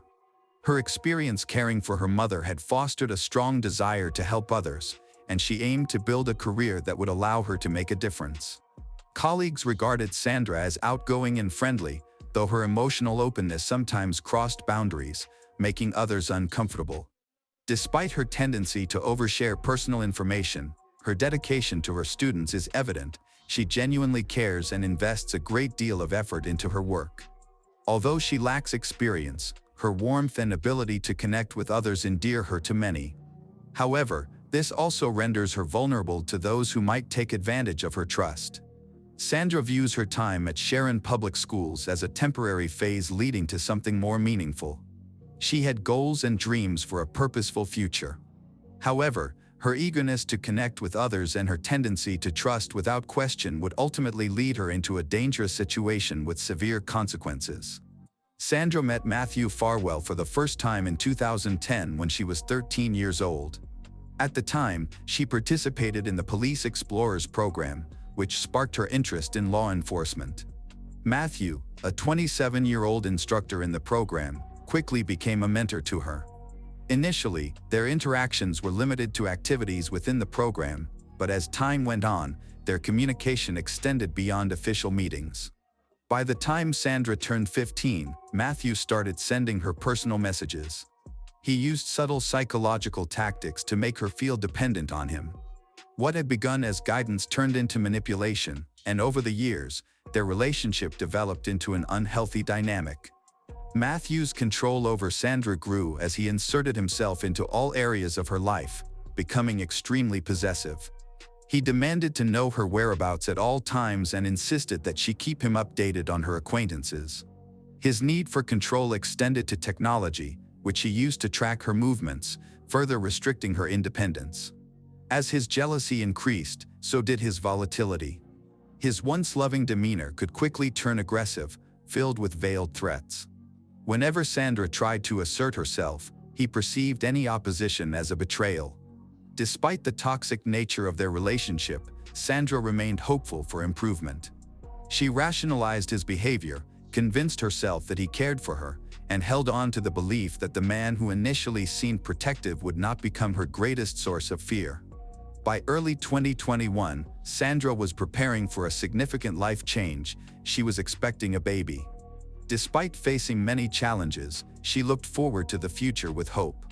Her apartment was filled with baby items she carefully selected, from tiny clothes to essential supplies. Even though money was tight, she was determined to celebrate her baby's arrival and planned a baby shower to share this special moment with her loved ones. Her excitement was evident, and everyone could see how invested she was in becoming a mother. She had even arranged for a newborn photography session to capture those precious early days of her child's life. However, beneath her cheerful exterior, she was struggling inside. Her relationship with Matthew was a significant source of stress. Although he was still part of her life, he often caused more anxiety than support. In the days leading up to the crisis, Matthew's behavior became increasingly unpredictable. He came to Sandra's apartment, pretending to help her prepare for the baby, but soon asked for access to her home, requesting both a key and the door code for emergencies. Once inside, he seemed unusually focused on her bedroom closet, paying more attention to it than was normal. After his visit, Sandra confided in a friend about Matthew's strange behavior but attempted to rationalize it, convincing herself that his actions were driven by concern. This was the last time she expressed any doubts about him. On February 4, 2021, alarm bells rang at Sharon Public School when Sandra didn't show up for work and failed to respond to calls. Although a recent snowstorm had caused disruptions in the city, her absence felt out of character. After several days without news, her co-workers contacted the authorities. Officers were dispatched for a welfare check at her apartment. They knocked and rang the doorbell multiple times, but no one answered. The distinctive smell of decomposition coming from inside raised immediate concern. The officers broke into the apartment and found Sandra in her bedroom. It was clear she had been dead for several days. At first glance, there were no signs of struggle, the furniture was undisturbed, and the overall messiness of the apartment matched her typical living conditions. However, when her family later entered the apartment, they noticed unsettling details. A load of freshly washed but wet laundry sat in the washing machine, indicating she had been going about her daily routine before her death. On the table, unopened packages of baby items had been delivered just days prior. One of the most concerning finds was a broken necklace near where she was discovered, raising questions about what really happened in her last moments. According to Sandra's family, She wore this necklace all the time, even while sleeping or showering. This discovery casts doubt on the idea that she ended her life. If she never willingly removed the necklace, how did it end up broken at the scene? Adding to their worries was the strange situation with Sandra's phone. She routinely used it throughout the day and seldom turned it off. However, records revealed that her phone shut down a full day before her death and never turned back on. This behavior was inconsistent with what her family knew, leading them to suspect outside involvement. Determined to find the truth, Sandra's family insisted on a more thorough investigation. As new information emerged, especially regarding her troubled relationship with Matthew Farwell, authorities had to reconsider their initial conclusions. His behavior in the days leading up to Sandra's death raised alarms, particularly his insistence on accessing her apartment and his odd conduct during his last visit. These inconsistencies prompted investigators to probe deeper into what really happened in Sandra's home. The last known activities of Sandra occurred on the evening of February 1, 2021. Surveillance footage showed her arriving home from work around 5 p.m. Soon after, she briefly stepped outside to pick up a package of baby clothes she had ordered. The cameras later recorded her outside once more, brushing snow off her car. She re-entered her apartment at exactly 5:46 p.m., which was the last time she was seen alive. That night, Matthew appeared on the building's security cameras. Around 9 p.m., he was seen entering the lobby and heading to Sandra's floor. He remained in her apartment for about 30 minutes. His heavy winter clothing and face mask suggested he was prepared for the cold, but his intent to conceal his identity was notable. The next day, Sandra did not show up for work and did not respond to messages, which raised concern. Federal investigators quickly took an interest in her case and began a comprehensive review. Their main focus was the initial crime scene assessment, which they deemed inadequate and which missed vital details. They quickly found evidence disproving the theory that Sandra had harmed herself. She had been excitedly preparing for her baby's arrival, ordering supplies, planning a baby shower, and scheduling maternity photos. These actions demonstrated that she was looking forward to her future, not preparing to end her life. Further suspicions grew when forensic experts examined the injuries on Sandra's body, as the marks were inconsistent with typical self-harm patterns. Investigators also analyzed Matthew's phone records and found deleted messages that revealed a troubling history of manipulation and coercion. They discovered that Sandra had been pregnant with Matthew's child, which significantly altered the direction of the investigation. At the time of her death, she was 3 months pregnant, a fact that intensified their already troubled relationship. Matthew not only denied any responsibility for the child but also reacted with aggression, applying both psychological and physical pressure on Sandra. Her pregnancy became a source of escalating conflict. Initially, Matthew tried to distance himself from her and avoided discussions about the baby. However, as he began to understand the implications of the situation, he re-established contact. His sudden change in behavior, from avoidance to outreach, raised further concerns for investigators. After Sandra's death, they discovered an important detail: Matthew was married with children. Although Sandra was aware of his marital status, she found out in late 2020 that his wife was expecting their third child. This news was devastating for Sandra, prompting her to confide in a friend about her emotional turmoil. She even considered informing Matthew's wife about their affair but ultimately decided against it. When Sandra informed Matthew of her pregnancy, he responded with hostility. He questioned whether he was the father and made it clear he wanted nothing to do with the baby. As tensions rose, Matthew's behavior became increasingly erratic, leaving Sandra feeling anxious and overwhelmed by the pressure and threats she faced. She shared her worries with friends. Investigators found concerning patterns in their communications. Matthew frequently monitored her movements, exhibited extreme jealousy, and sent threatening messages. Matthew's manipulative behavior extended beyond Sandra and possibly affected others as well. What began as a case involving one young woman revealed a broader pattern of misconduct within the Police Explorers program, where Matthew had been a mentor. A review of the program's records uncovered multiple instances of inappropriate relationships between instructors and participants.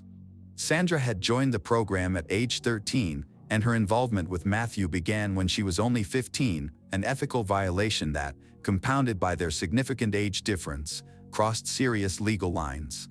However, Sandra's case was not an isolated incident. A larger investigation into the Police Explorers program unveiled decades of unchecked misconduct.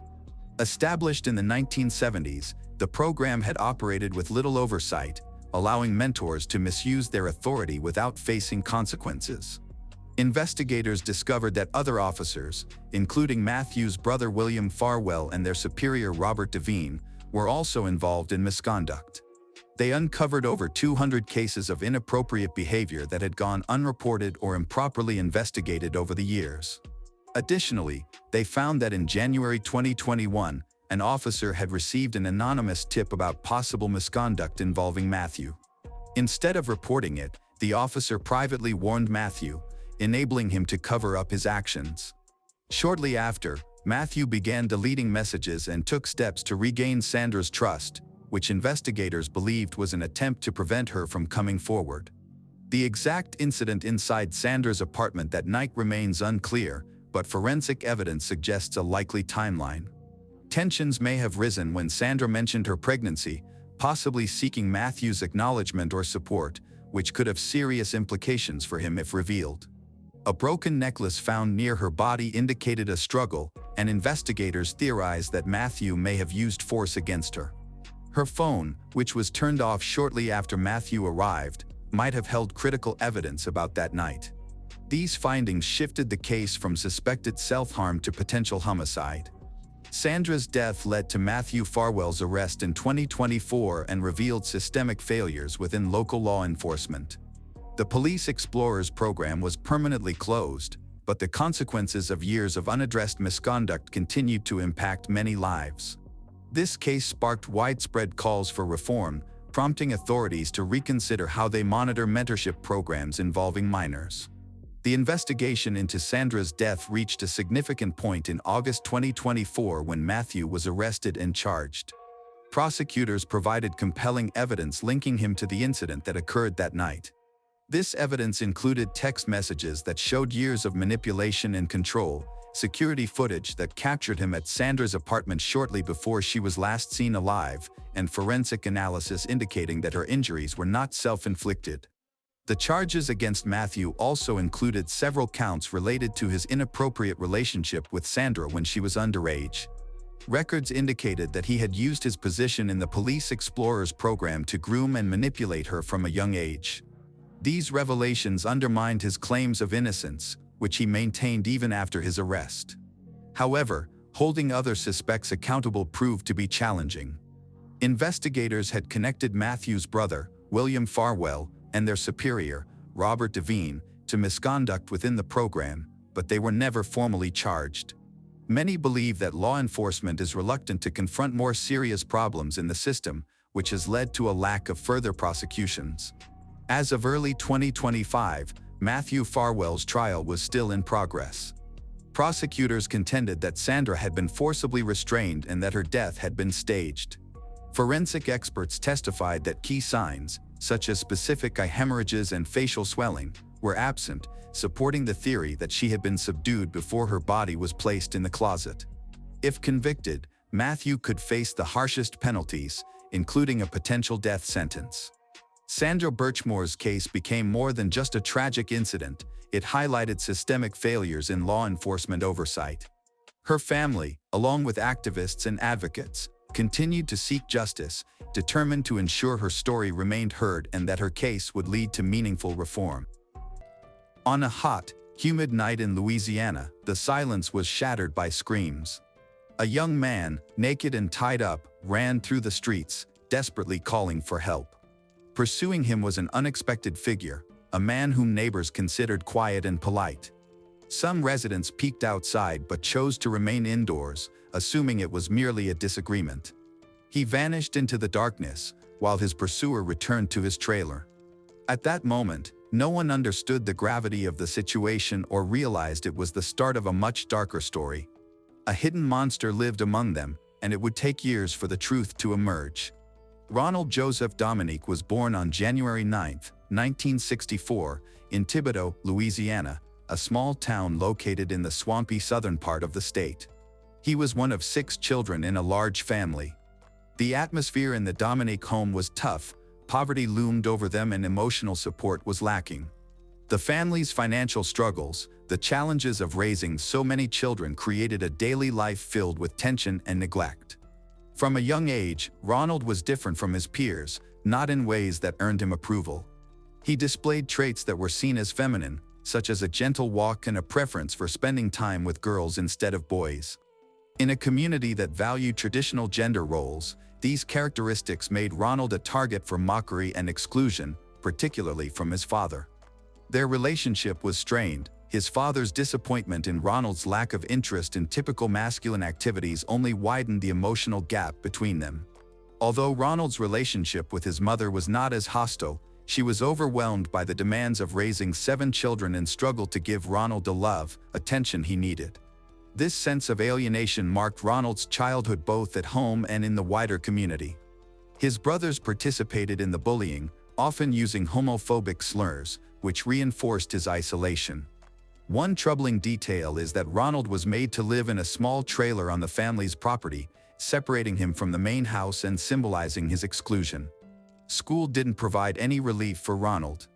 He faced constant bullying from classmates, suffering insults, public humiliation, and physical intimidation. Despite his gentle and reserved demeanor, he became a regular target.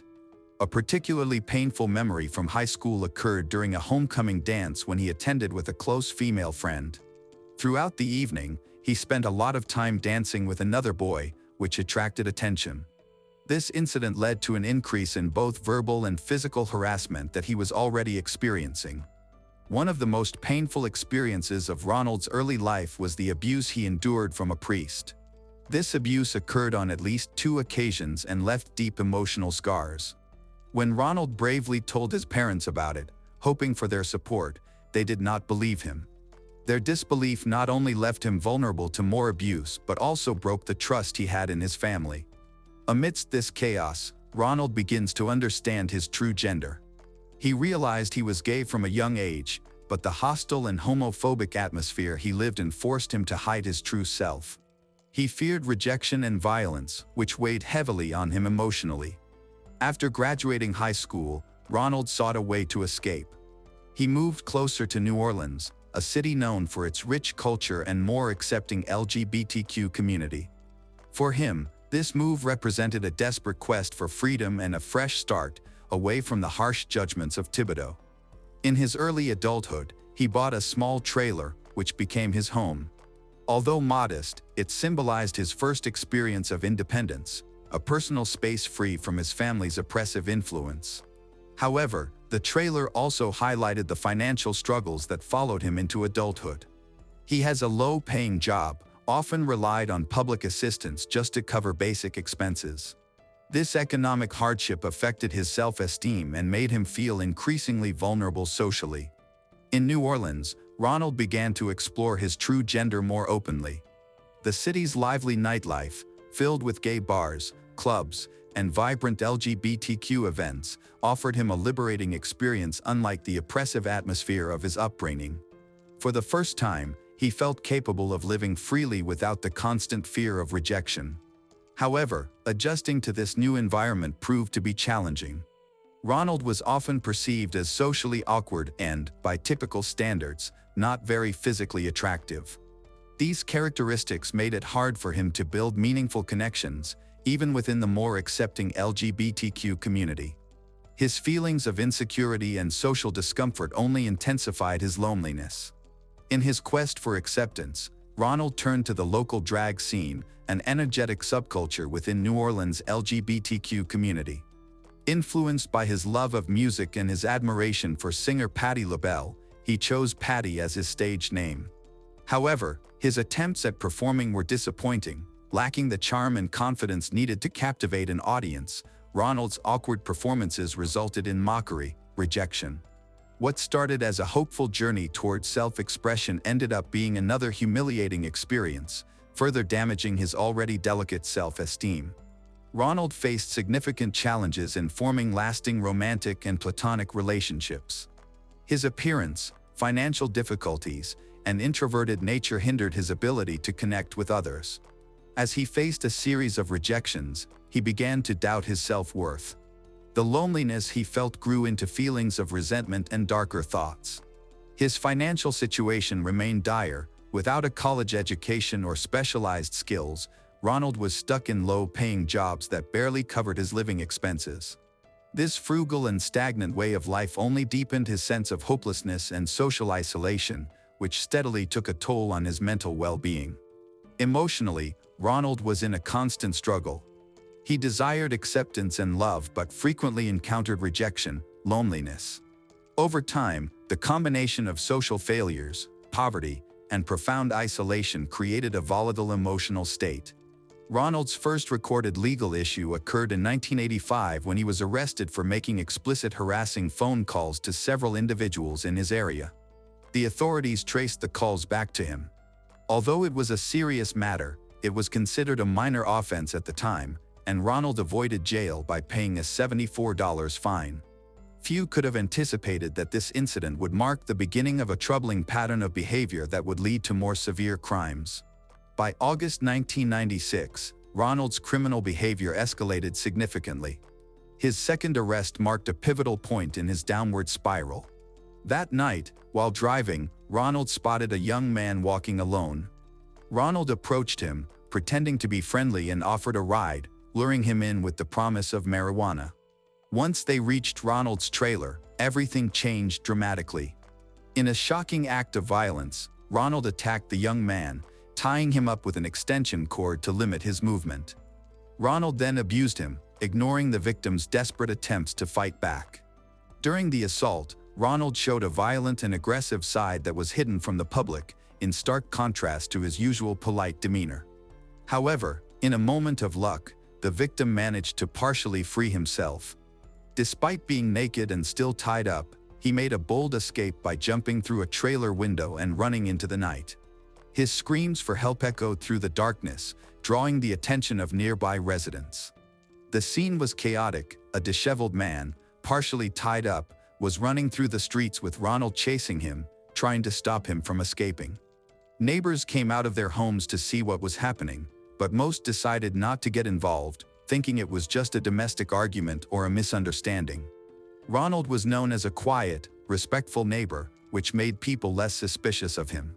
In the end, the young man found someone who could help and reported the incident to the police, providing them with a detailed account of the abduction and assault, naming Ronald as his attacker. Ronald was arrested within days on charges of aggravated abuse and kidnapping. His bail was set at $100,000, which he could not pay, so he stayed in jail while waiting for his trial. The 2 to 3 months he spent in jail were traumatic, leaving him vulnerable and anxious, him a target for severe abuse from other inmates. The attacks were so brutal that he needed hospitalization and surgery. This experience caused him deep psychological scars and a crippling fear of returning to prison. While incarcerated, Ronald became increasingly withdrawn, trying to avoid conflict and keep a low profile to protect himself. When his court date finally came, the prosecution suffered a significant setback. The victim did not show up in court. Without the victim's testimony, the prosecutors had to drop the charges due to lack of evidence. Although it was clear that Ronald had committed a violent crime, the justice system could not proceed without the victim's presence. In 1997, Ronald's violent behavior increased significantly. His first known murder victim was 19-year-old David Mitchell, who went missing on July 13, 1997, after attending a birthday party at his grandmother's house. David, who often hitchhiked, accepted a ride from Ronald that night, a decision that led to his death. He was never seen alive again. The following day, July 14th, David's body was found in a remote drainage ditch. The intense heat and humidity of Louisiana had sped up decomposition, making the forensic investigation more difficult. However, examiners concluded that he had drowned. The lack of defensive wounds and the unusual circumstances surrounding his death indicated that there might be more to the case. 5 months later, on December 14, 1997, tragedy struck again when the body of 20-year-old Gary Pierre was discovered. The cause of death was evident: Gary had been strangled. Similarly to David, he had no defensive injuries, suggesting he was either caught off guard or overpowered. The disturbing similarities between both cases raised alarms among law enforcement. Although there was no solid evidence linking the two incidents, concerns grew that a serial killer might be involved. In the following months, Ronald continued his deadly actions, targeting mostly young men who vanished from the streets of New Orleans and nearby areas. Ronald's victims were typically teenagers and men between the ages of 16 and 46. The community grew increasingly fearful of this hidden predator. Despite rising concerns, police struggled to connect the clues. Without solid evidence, Ronald evaded detection, allowing his violent rampage to persist unnoticed. Although witnesses reported seeing some of the victims in bars and areas known for intimate services, authorities have had difficulty establishing a clear connection between these sightings and a potential suspect.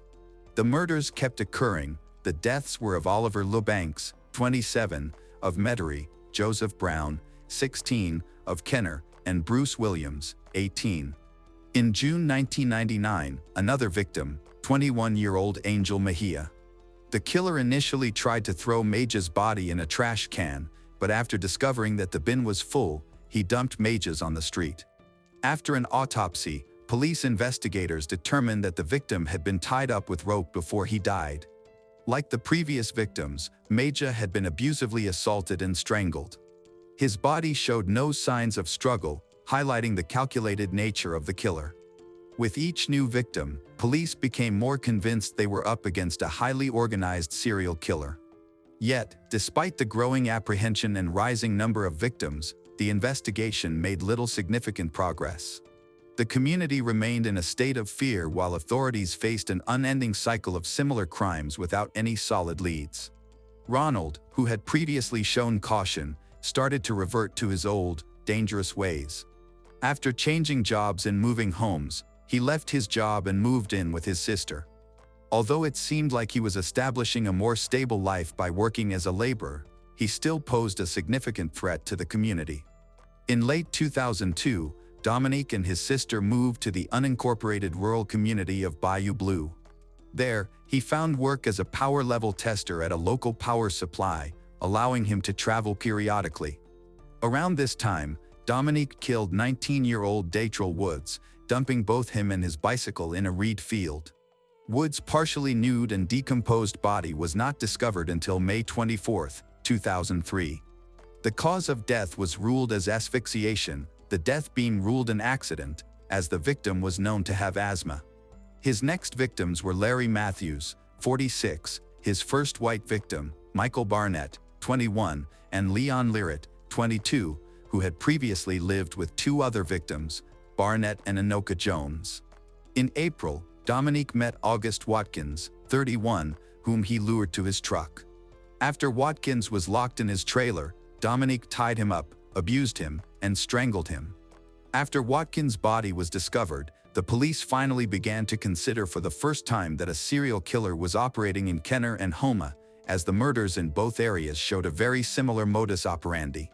The case was turned over to the FBI. A few days after killing Watkins, Dominique killed Kurt Cunningham, 23. Later that summer, he killed Alonzo Hogan, 28, in St. Charles Parish, and Wayne Smith, 17, in Terrebonne Parish. Hogan was aired by Dominique before the autopsy, while no traces of semen were found on Smith's body because his body had been dumped in a canal, where it was badly decomposed when it was discovered just days later.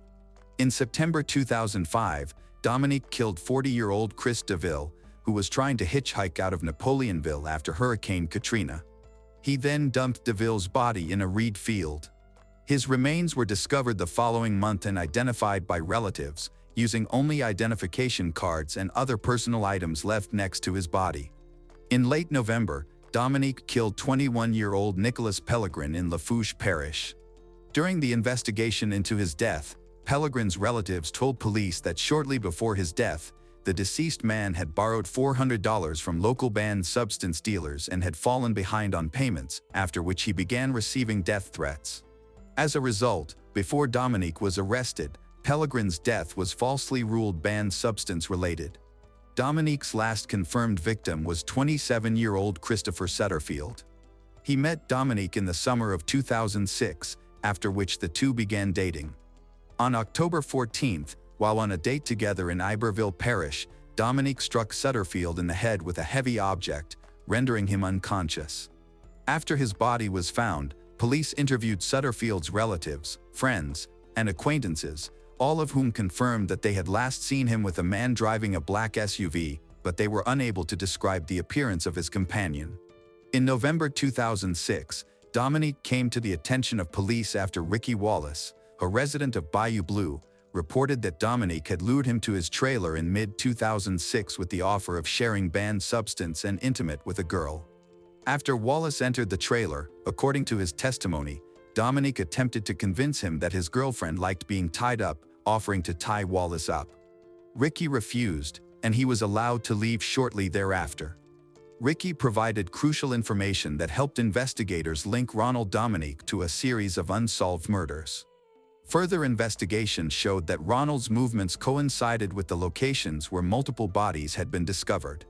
As surveillance operations and background checks intensified, investigators obtained a DNA sample from Dominique. Tests connected his DNA to evidence found on one of the victims, Oliver Lobanks. Although the initial match was based on mitochondrial DNA, less conclusive than nuclear DNA, it was sufficient to justify close monitoring of him. The brutality of this crime prompted authorities to take immediate action. On December 1, 2006, Ronald Joseph Dominique was arrested.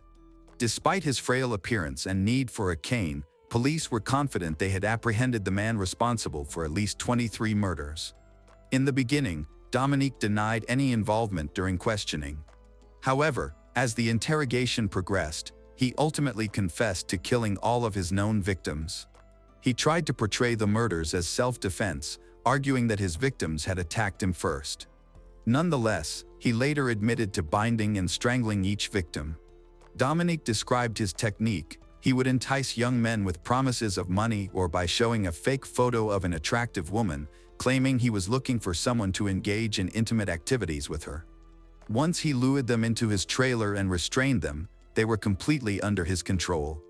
In some instances, he used blunt objects like iron rods to strike his victims before strangling them.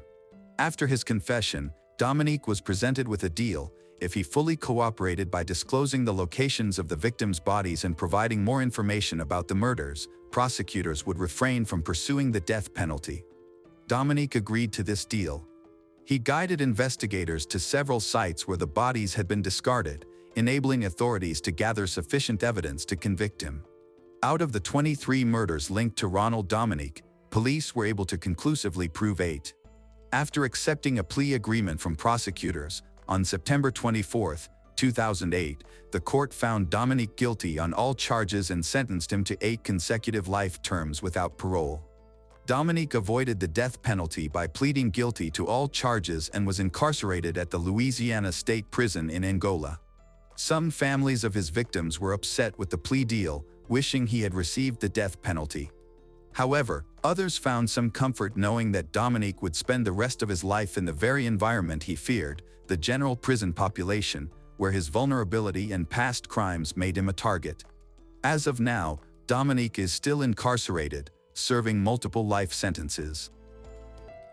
When the police arrived at the house, they immediately sensed something was wrong. There were no broken windows or signs of forced entry. A quiet bedroom with a man lying on the floor in his pajamas. His glasses sat neatly on the nightstand. A kitchen knife and a cricket bat were nearby, and the door was tied shut with a bathrobe belt. The oddest detail was that his girlfriend, Jane Andrews, was missing. What happened that night, and where could Jane be? Jane Dawn Elizabeth Andrews was born on April 1, 1967 in Cleethorpes, Lincolnshire, England. Due to financial difficulties, her family had to move to Grimsby, which was not their preferred choice. Her father, a joiner, had trouble finding steady work and often switched between temporary jobs, leaving the family without consistent support. Jane's mother managed the household by first working in social care and later as a teaching assistant. Although her job provided a stable income, it was not sufficient to meet their needs.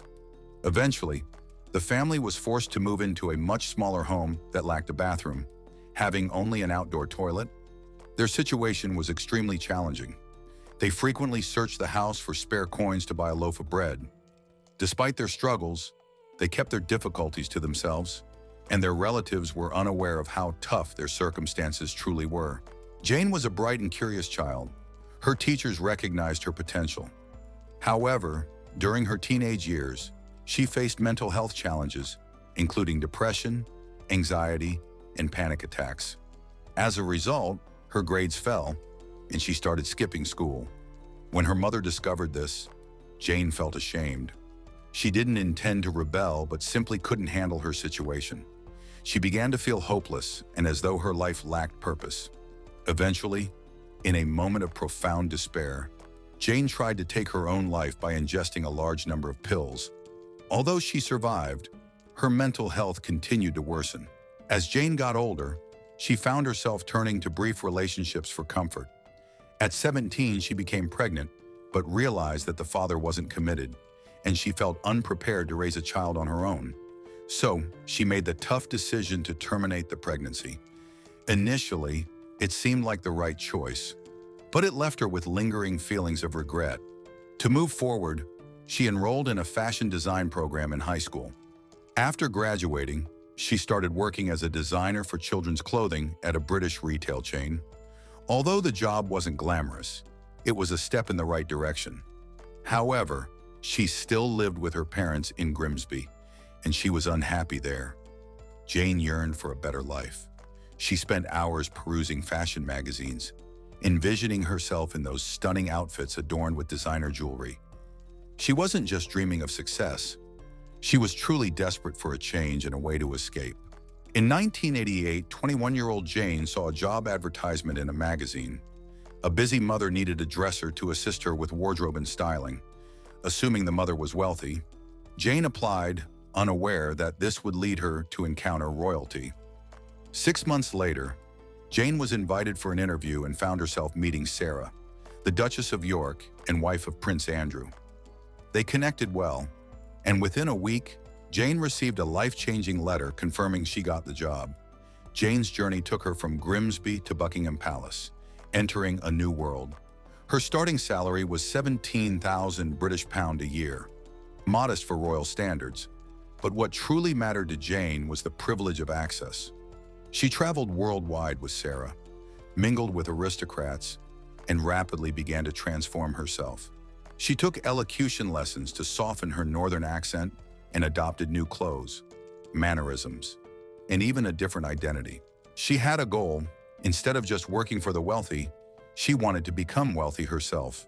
She dreamed of marrying into money to escape her previous life. In April 1989, she met Christopher Dunn Butler, a butler who seemed to embody her dreams. He was 20 years older than her, a senior director at IBM, wealthy, sophisticated, and powerful, the perfect man for Jane.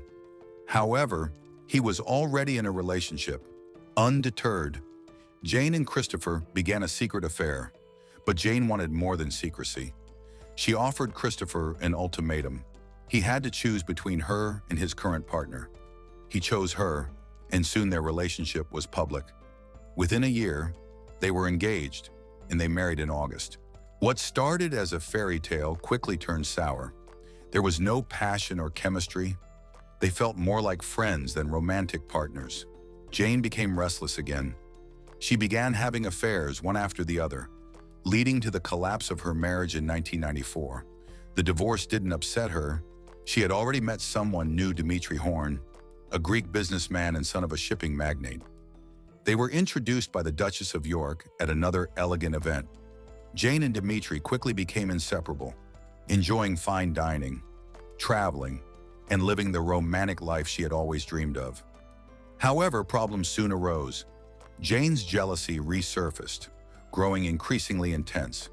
If Dimitri glanced at another woman, she noticed. If he spoke to one, she reacted with controlling and possessive behavior. Dimitri eventually reached his breaking point and ended the relationship. In a fit of rage, Jane didn't just leave, she vandalized his apartment, slashed his clothes, and destroyed his belongings in a turbulent frenzy. When things calmed down, she resorted to taking pills again, but this time the overdose wasn't fatal. She woke up feeling broken and alone. A year later, in 1997, Jane faced another setback. After 9 years of working with the Duchess of York, she was let go. The official reason was budget cuts. With Sarah now divorced from Prince Andrew, she could no longer afford the same staff. However, rumors suggested a different story.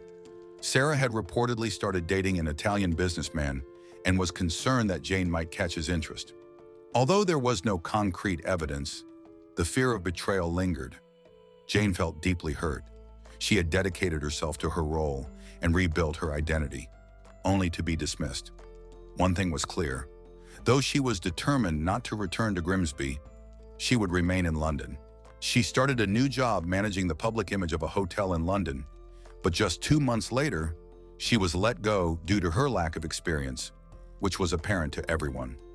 Soon after, she found another opportunity at a high-end jewelry store in the city center. Jane took the job, not for the paycheck, but for the wealthy and influential clients she would meet.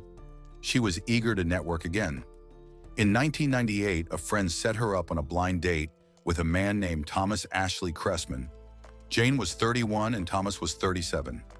From their first meeting, Jane was enchanted by him. He was tall, attractive, and successful, everything she had ever hoped for.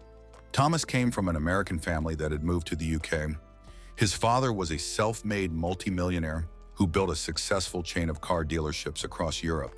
Thomas enjoyed a life of privilege, attending private schools and studying at a university in the United States, which was a stark contrast to Jane's childhood spent with outdoor toilets and searching for coins.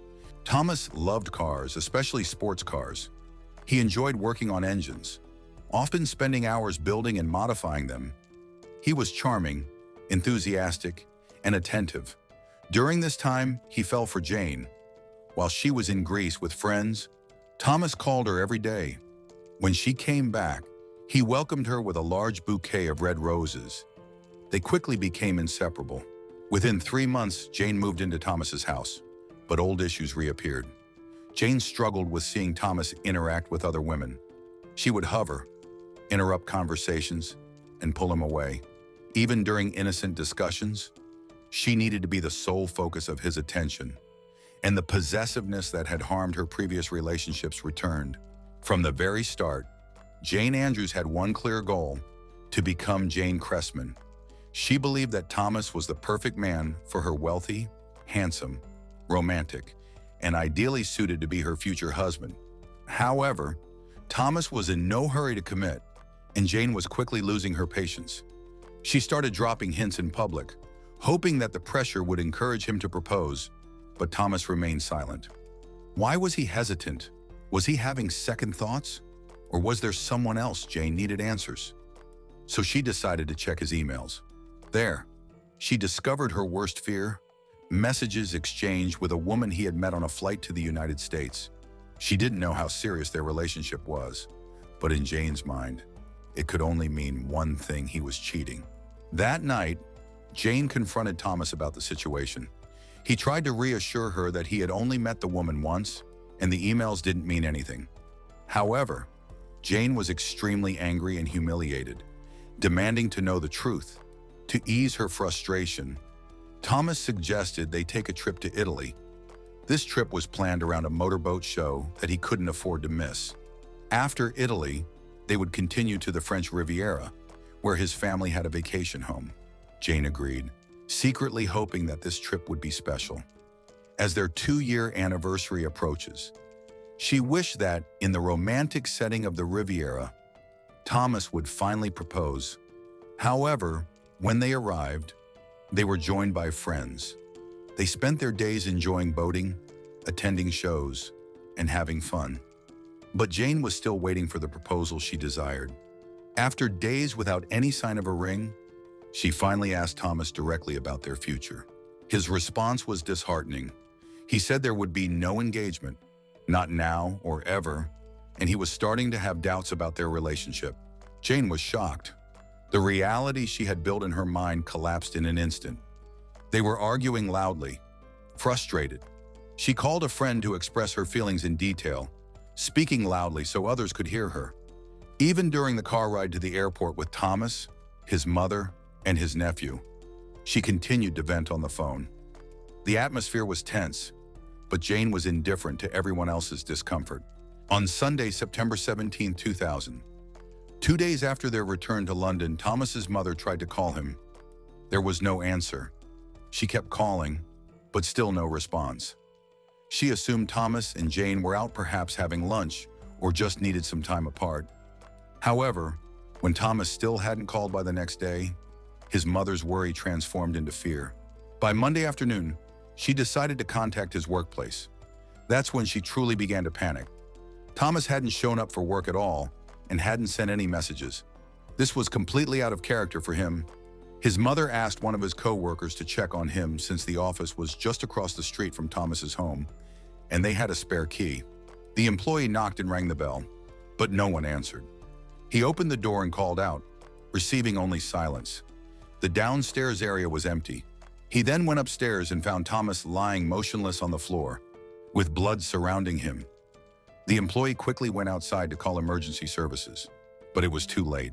When the police arrived, they discovered evidence that shocked everyone.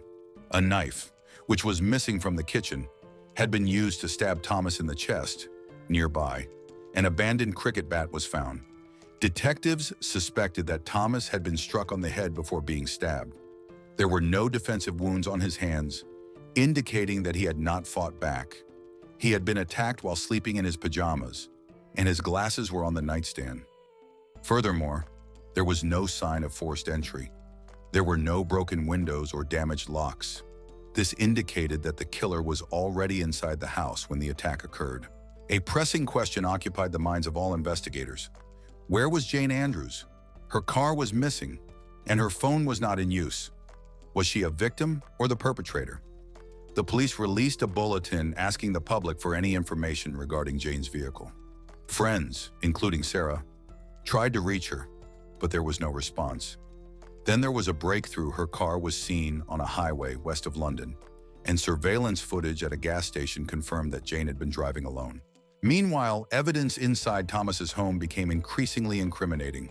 Handwritten notes were discovered, including one that stated, "Thomas is horrible to me, he treats me badly," and another that questioned, "What have I done?" Even more concerning was the finding of Jane's blood-stained clothes in the hallway, a bathrobe with the belt tied from the bedroom doorknob to the stair railing. If Thomas had survived the initial attack, he would have been trapped and unable to escape. Additionally, someone had taken a shower, as traces of Thomas's blood were found in the drain. This was not a crime of passion. It appeared to be premeditated. Jane Andrews was now missing, and investigators worried she might be trying to leave the country since her passport and credit cards were missing. Suddenly, her phone came to life with messages she was texting friends to ask about Thomas, feigning ignorance. Although her tone seemed relaxed and indifferent, the police remained suspicious. They traced her location through her messages and discovered she was still in England, on her way to Cornwall. Throughout the day, she sent multiple messages, but one friend maintained steady communication with her. That evening, Jane sent a disturbing message. She had taken a large number of pills. An immediate search was launched. Helicopters flew over the highways and countryside. 4 days later, her car was discovered parked in silence. Inside, Jane was found barely conscious, slumped in the back seat. She was taken to the hospital, where doctors pumped her stomach, and once again, she survived. When Jane woke up, she denied any involvement in Thomas's death, claiming she was unaware of what had happened and insisting she didn't kill him. Initially, she suggested that someone had broken into their home, but detectives quickly confirmed there was no evidence of a break-in. Later, she did admit to something, but not to murder. She said it was in self-defense. Jane explained to the investigators that their relationship had been abusive, stating that Thomas had physically assaulted her and that she had hidden a knife under the bed for her own protection because she was terrified of him. She explained that she had never shared her experience of abuse because she felt ashamed. She had never encountered such treatment before. Jane recounted that on the night Thomas died, he attempted to intimate with her and when she refused, he slapped her, causing her to black out. She claimed she could not remember stabbing him and believed that Thomas was still alive when she left the house. But what truly happened? After returning from the French Riviera, the tension between Jane and Thomas escalated on their first day back and continued into the next morning. The house was filled with yelling. Jane was relentless, screaming and breaking things in Thomas's home. The man who once gave her roses now feared what she might do next. On Saturday, just before noon, Thomas called the police to report a violent argument. He warned the operator that the situation could escalate dangerously for either person involved. However, no officers were dispatched because there was no physical crime, only a heated disagreement. The operator advised them to calm down, but by the time things settled, Thomas had already died. By the end of April 2001, Jane Andrews was on trial at the Old Bailey. She admitted to killing Thomas Cressman but argued it was in self-defense. She portrayed him as abusive, controlling, and violent. But those who knew Thomas did not recognize this image of him. After nearly 12 hours of deliberation, the jury found her guilty. Jane Andrews was sentenced to life in prison for murdering her partner. She appealed the decision, but her appeal was denied. 9 years later, in 2010, Jane was transferred to an open prison, where inmates can leave during the day and return at night. However, one day she failed to return and was missing for 2 days. Eventually, she was found in a hotel just 6 miles away, where she had been meeting her parents. Although there were no penalties for her absence, it negatively affected her parole hearing. As a result, her release was denied in 2012. In 2015, 4 years later, officials determined that Jane was no longer a threat to society. She was granted parole and was released after spending 14 years in prison. Unfortunately, her freedom was short-lived. In 2018, she was arrested again for harassment and spent another year behind bars. When she was released on August 8, 2019, she moved to Lincolnshire and began a new life working in a supermarket, stocking shelves. Jane experienced a dramatic journey, moving from royal palaces to prison and, ultimately, to a life of quiet anonymity. During her time in custody, she was diagnosed with borderline personality disorder, which is characterized by intense emotional fluctuations, impulsive behavior, a profound fear of abandonment, and unstable relationships. Some experts suggest that this condition accounts for her violent outbursts, particularly her difficulty in coping with rejection, which was a significant factor in Thomas's murder. However, her mental health issues did not change the facts of the case, nor did they affect her sentencing. Thomas Cressman was just 39 years old. He had a bright future, a family, and many plans ahead of him. His death was sudden, brutal, and without reason. May we always remember him and let his story serve as a reminder of how fragile love can be, as well as the importance of asking for help when needed. Mariana Jocelyn Baltira Valenzuela was born on November 24, 1998, in the city of Ixtapan de la Sal, located in the state of Mexico. She is the older sibling of 2 children from a modest family. Fate decreed that she had to fight for her life from her first days. She was born much earlier than expected, and doctors seriously feared that the child, with a critically low weight, would not survive, which they informed her parents, Syra and Orlando. Mariana spent the first 2 months of her life in a hospital, in a special ward for premature babies. Her mother prayed day and night for her daughter's health, and her prayers were answered. The girl quickly recovered and gained weight. By the new year of 1999, she was discharged home, allowing her parents to celebrate the holiday with their daughter. Fortunately, Mariana had no external consequences of prematurity. She grew up slim and beautiful, but her health was very poor from a very early age. When Mariana was 4 years old, a second child appeared in the family, a boy. Mariana adored her younger brother and helped her parents take care of him. From the earliest age, they were very close and practically inseparable. At the age of 6, Mariana was diagnosed with epilepsy, which required her to regularly take special medications to minimize the likelihood of seizures. The prescribed drugs and constant monitoring by specialists yielded good results, allowing her to lead a relatively ordinary life, not too different from her peers. Moreover, She treated her health responsibly, following the regimen and taking the necessary medications. Mariana studied well at school, drew beautifully, and loved music. She was a very kind, open, and sincere girl. Everyone who knew her personally spoke positively about her. However, she was also modest and shy, especially in her teenage years. She had only a couple of best friends, did not go on dates, did not attend parties, and hardly interacted with boys. Mariana preferred to spend time at home with her family, with whom she had very close and warm relationships. The fragile and petite girl looked much younger than her age. At 16, she seemed no older than 13. Kind-hearted and sympathetic, Mariana always tried to help homeless animals, which she fed, treated, looked after, and then handed over to safe hands. As a high school student, she finally decided to become a veterinarian and provide professional assistance to those in need. Her parents often said that their daughter was too naive and trusting. She didn't perceive evil or danger from other people, as she herself brought only light and kindness into the world. Therefore, her father and mother were always worried that Mariana could be offended or harmed by someone taking advantage of her innocence. The area where the Baltira family lived was relatively calm. Almost everyone who lived there knew each other by sight. However, along their street, there were a large number of shops where many migrant workers worked unofficially. Some of them lived right in the shops, as most did not have their own housing, and some could not even afford to rent a room. Naturally, among these workers were individuals with extensive criminal histories. But, as long as they performed their duties properly, the shop owners usually had no complaints about them. About 50 meters from the Baltira family home was a butcher shop. The shop owner hired 4 workers, 2 locals who sold goods, 2 immigrants unloading cargo, butchered carcasses, and cleaned the store.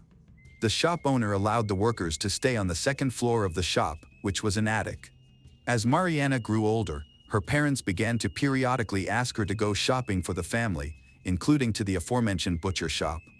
There she repeatedly encountered one Cruz Quintero Martinez, a worker of the landlord who lived on the second floor.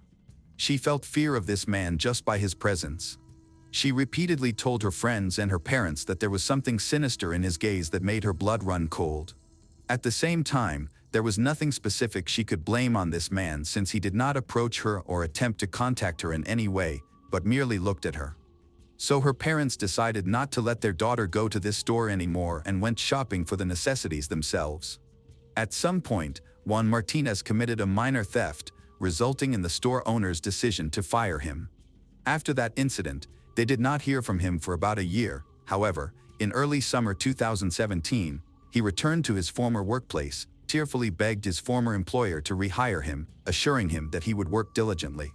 Remarkably, he was rehired and moved back into the second floor of the store. Cyrus' niece was visiting the Baltiras while Mariana and her younger brother were on summer vacation, with Orlando being the only one at work. Around 9 a.m., Syra asked her daughter to go to the local supermarket to buy breakfast. She believed her daughter was old enough to handle such a task. Moreover, the street was well lit and crowded. In her opinion, nothing bad could happen. She gave her daughter some money and asked Mariana to buy milk, eggs, and vegetables. Mariana left the house dressed in an old t-shirt and pajama pants. The store was located less than a couple of hundred meters from their house, so the round trip to get there, buy the necessary items, and return should not have taken more than half an hour. However, when an hour passed and Mariana still had not returned, her mother grew concerned, especially since Mariana's phone was left at home. With her little niece in her arms, Syra went to look for her daughter. She walked down the street to the store and asked the cashiers if they had seen a young girl in glasses. They informed her that a girl fitting her description had bought groceries a quarter of an hour ago and had left the store. Panic began to set in. Syra realized that something terrible had happened.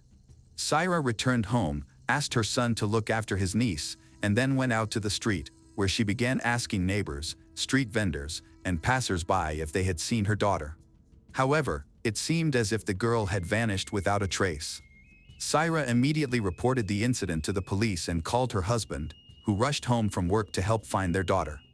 By the time the police arrived at the scene, dozens of neighbors, as well as relatives and friends of the Baltira family, had already joined the search. They called all of Mariana's acquaintances, combed the streets, and posted printed leaflets with her photographs. Initially, law enforcement officials were not particularly concerned about the situation. They asked the parents whether their daughter could have gone on a date or visited someone. Syra and Orlando insisting that their daughter would never go anywhere without informing them, especially since she had gone to the store in her home clothes and with a grocery bag, knowing she was expected back home. There were surveillance cameras installed in the area where Mariana disappeared, but almost none of them were functional. The entire day of searching yielded no results, and not a single trace of the girl was found. As night fell, anxiety and panic turned into despair. The parents realized that they would likely never see Mariana alive again. The next day, July 28th, at about 8 a.m., Mariana's parents received a call from a nearby relative, who informed them that several police cars had arrived at a butcher's shop. Without hesitation, the Baltira got ready and went to the indicated location. Law enforcement agencies did not allow them inside. But Syra and Orlando had no intention of leaving. Minutes after checking the scene, one of the police officers informed Orlando that the body of a young girl, identified as the missing Mariana, had been found on the second floor of the building, lifeless and badly mutilated. Orlando was invited inside to confirm her identity, but Syra was strongly advised against entering, as the crime scene was truly shocking. Orlando could not believe his eyes as he looked at the body lying in a puddle of blood, his daughter. His world collapsed in an instant, and he did not know how to tell his wife, who was waiting outside. Mariana had been repeatedly abused and brutally mutilated. The cause of death was massive blood loss due to a stab wound to the stomach. The perpetrator cut open her abdomen while she was still alive, leaving her to bleed to death. An expert opinion showed that her death occurred on the night of July 27th, just a few hours before the discovery of her body. Therefore, she was alive for almost 24 hours from the time of her disappearance, during which the criminal abused her until he fatally wounded her. The murder weapon, a knife intended for cutting up carcasses, was found on the floor next to her body. The body was discovered by the owner of the store when he arrived for work that morning. According to him, every last Thursday of the month was designated as cleaning day, during which he did not work. On that day, the owner was engaged in organizational matters, meetings with suppliers, and submitting reports to the tax office while his employees cleaned and disinfected the premises. When he arrived in the morning, he immediately noticed blood stains on the floor. Initially thinking that one of his employees living on the second floor had been injured, he was shocked to find bloody men's clothing, a knife, and the body of a young girl in a pool of blood. In addition, a large sum of money had gone missing from the cash register, which the criminal had evidently taken upon fleeing. Two men who lived and worked at the store immediately came under suspicion. However, one of them showed up for work an hour later, appearing just as shocked as everyone else. He explained that he had to return home to another city urgently, and his colleague, Juan, said Juan would cover for him and clean the store himself.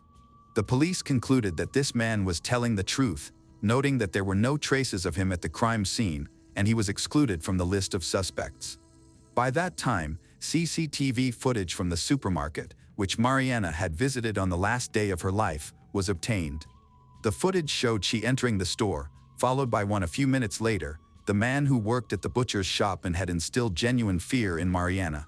He stalked his victim like a wild animal hunting prey, following her out of the supermarket without purchasing anything. After that, both of their trails vanished. Reconstructing the sequence of events outside the store proved impossible. Although there were cameras on the street, they were non-functional, and none of the numerous passers-by or street sellers reported anything suspicious. Mariana's parents were convinced that their daughter would never have gone with this man, no matter how he might have lured her. They believed he had forcibly taken her to the store. However, they were left wondering why she did not scream or call for help, and why none of the many passers-by or street vendors noticed anything unusual about the situation.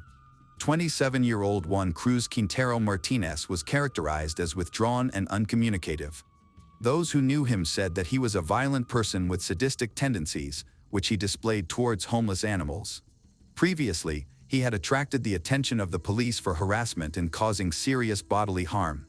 He got a job as a worker in a butcher's shop in early 2015. For a long time, according to the shop owner, there were no questions or complaints about him. Juan did his job conscientiously, but in mid-2016, he was caught stealing money and was subsequently fired. After losing his job, he returned to his parents' home, where his sick elderly mother and his sister, who took care of her, lived.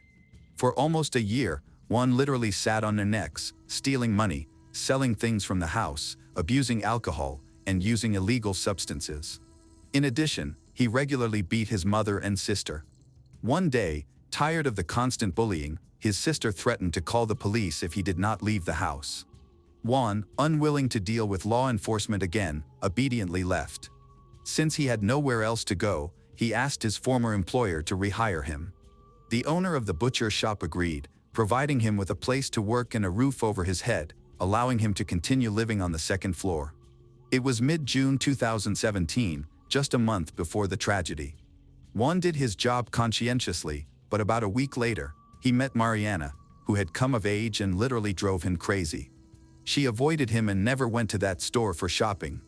Nevertheless, Juan began to follow her on the streets, discovering where she was going, what paths she was choosing. The second worker who lived with him also noticed his unhealthy interest in Mariana and even tried to joke about it, not suspecting that Juan would soon commit a crime. After Juan became the only suspect in the brutal abuse and murder of Mariana, all available resources were put into searching for him. Initially, law enforcement agencies went to his house, believing that relatives might help him escape. However, his sister insisted that he was not welcome there and that Juan knew his relatives would immediately hand him over to the police. She was not even surprised by the terrible crime her brother had committed. Moreover, she described how he had abused her elderly mother and even attacked the old woman with a knife, threatening to cut her open like a pig if he was not given money for illegal substances. The search for the killer was a priority for the police because Juan was extremely aggressive, violent, and dangerous to others. The money stolen from the cash register would have lasted him a long time, but no one knew how he would behave next or whether he would commit another crime after killing. Throughout the month, the search continued in the Ecatepec area and surrounding suburbs because the police believed that the criminal could not have gone far. However, time passed, and no trace of Juan was found. Soon, information about the abuse and brutal murder of Mariana reached national news, and police from across the state joined the search for the brutal criminal. Juan Martinez's photo appeared daily on television news, was printed on the front pages of newspapers, and was posted on streets all over the country with the note, "Ruthless Killer at Large." A large cash reward was announced for information about his whereabouts, as well as for assistance in his arrest, which was constantly increasing. But even this did not contribute to any progress in the case. The search for the criminal proved difficult, as he had not maintained contact with any relatives and had no friends. Additionally, Juan did not have social media pages and did not even use a mobile phone, let alone credit cards. After 6 months of unsuccessful search attempts, the reward for any information about him was increased to 500,000 Mexican pesos. Even this, however, did not help. Justice for the murder took over 2 years, finally arriving in August 2019 when her executioner was located and arrested. He was found in another state, almost 1,000 kilometers from the crime scene, when he was accidentally recognized on the street by a vigilant elderly woman. He constantly hid his face behind a hood and sunglasses, seemed suspicious to her, so she decided to report him to the police, not suspecting that he was one of Mexico's most wanted criminals. Juan was arrested right on one of the city streets, and to the surprise of law enforcement agencies, he did not even resist. He obediently held out his hands, allowing them to put handcuffs on him. The next day, after his identity was confirmed, the criminal was taken to the city of Ecatepec, where he had committed his crime. He was placed in custody in one of the city's prisons awaiting trial. In May 2022, 5 years after the tragedy, the killer and abuser was finally sentenced. Juan Martinez received a life sentence without the possibility of parole. Additionally, he was ordered to pay 1 million Mexican pesos in compensation for moral damages to the family of Mariana. Mariana's parents and brother said the arrest of the killer was a huge relief to them, as he would certainly not be able to harm other girls. However, even life imprisonment and a large monetary compensation cannot erase the pain from their hearts, as their beloved daughter and sister will not return. They will have to live with this for the rest of their days. At one time, New Albany, a suburb of Louisville, was one of Indiana's most thriving communities. Situated along the banks of the Ohio River, it was known for its peaceful atmosphere, low crime rate, and vibrant nightlife. Young people enjoyed a range of activities, with plenty of parties and social gatherings to attend.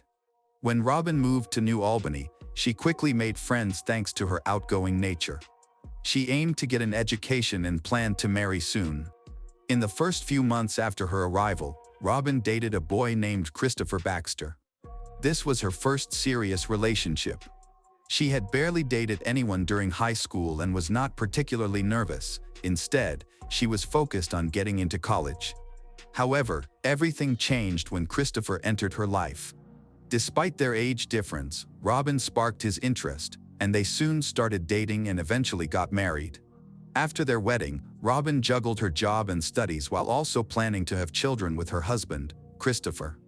However, in mid-June 1990, Robin unexpectedly went missing for several days. Christopher tried reaching her by phone but received no answer. Concerned, he contacted her family to help find her, but they hadn't seen her either.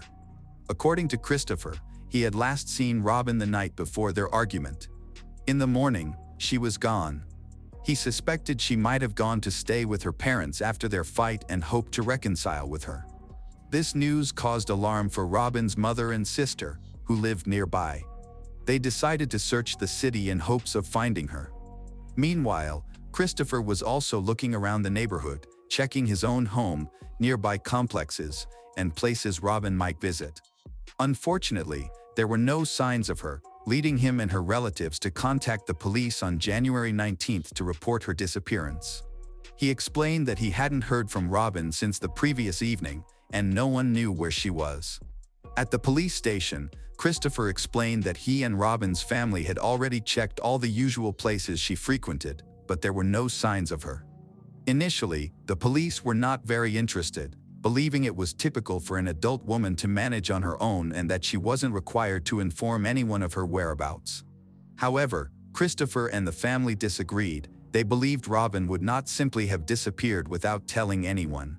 Even if something had gone wrong, she would likely have reached out to her loved ones. Eventually, her family was able to persuade the police that her disappearance was serious, prompting them to initiate a search for her with urgency. Christopher took matters into his own hands and visited a local news channel to report his wife as missing, hoping to receive assistance. He provided a photo of Robin along with a description of the outfit she was wearing when she disappeared. He remained hopeful that she might be with friends or distant relatives. He reached out to everyone he could think of in search of clues, but no one had any information regarding her whereabouts or any idea of what might have happened to her. The following day, workers from the local power plant went to inspect the sewer drains for maintenance because they had become clogged. During their inspection, one of the technicians made a shocking discovery. He spotted something suspicious in the water that resembled a human body. Consequently, they halted all work and called the police, who sent divers to retrieve the body. They found a woman who was naked from the waist down and had suffered severe head and facial injuries, including a fractured skull. The body was then sent for examination to identify her. Christopher learned about the gruesome discovery and feared that it might be his missing wife, Robin. The medical examiner confirmed through dental records that the body was indeed Robin Baxter. Since the body was found in the river, authorities initially suspected that she may have drowned. They questioned Christopher to determine whether Robin could have harmed himself, but he insisted that it was impossible. She was afraid of water and couldn't swim. Even if she had been in despair, she would not have chosen to drown. Christopher was convinced that Robin had been murdered and her body disposed of in the water. During an appearance on a news channel, he expressed these suspicions and vowed that whoever killed his wife would face justice. He quickly went to inform Robin's family of the tragic news, which left everyone in shock and fear over the situation. The condition of the body suggested that Robin may have been assaulted and might have fought back, resulting in her death. This was a devastating blow to the entire family. None of them expected such a cruel twist of fate. Robin did not seem like someone who would meet such a tragic end. The medical examiner found multiple blunt force injuries on Robin's head and face. The cause of death was identified as a traumatic brain injury resulting from a heavy blow to the back of the head, which led to internal bleeding. It was clear that she had been brutally beaten before her body was thrown into the river. The medical examiner noted that she was already dead when her body was placed in the water, as there was no water found in her lungs. The detectives ruled out the possibility that she had harmed herself, concluding that this was clearly a murder, likely staged to resemble abuse in order to mislead the investigation. In reconstructing the incident surrounding Robin's disappearance, detectives discovered that she was on her way to a party hosted by three men, Douglas Reed, Stephen Burns, and Rick Herron. They were her friends and neighbors. Multiple witnesses confirmed that Robin attended the party. Each of the three men had minor legal issues in their past, but nothing violent had been reported. They all lived together in one house to share expenses, which seemed suspicious given that Robin went missing right after attending their party. Christopher was familiar with these men and harbored feelings of distrust toward them, believing they posed a danger. He openly accused them of being involved in Robin's disappearance and even visited their home to confront them, but they denied any wrongdoing. Detectives conducted interviews with Douglas, Stephen, and Rick separately. Each man recounted the same story, corroborating one another's alibis and confirming that Robin had indeed come to the party that evening. They insisted there were no conflicts and that she was simply enjoying herself. After 8 p.m., they claimed she left, and they had no knowledge of what happened next. Their consistent stories made the detectives suspicious, as they gave identical statements without any confusion, even though the detectives tried to make them make mistakes. However, the police did not have enough evidence to charge them, leading to their release, although they remained suspects. Then, Douglas, Stephen, and Rick guided the detectives toward a new direction for the investigation. They claimed that Robin had spent a considerable amount of time with a man named Eugene, who was her friend and ex-boyfriend, and that she eventually left the party with him. When the police spoke to Eugene, he explained that he was walking her home because it was late. However, this raised the question of whether something more sinister was happening. This initiated a lengthy phase in which detectives gathered and analyzed information. As public concern grew about a potentially dangerous criminal in New Albany, many residents felt unsafe.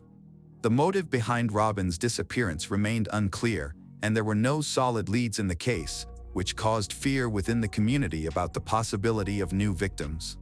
Amid this uncertainty, various rumors spread. Many locals speculated that Robin might have been involved in an affair. This suspicion made Christopher very anxious. He could not accept that his wife might be living a double life and insisted that he was unaware of any romantic relationships she might have had.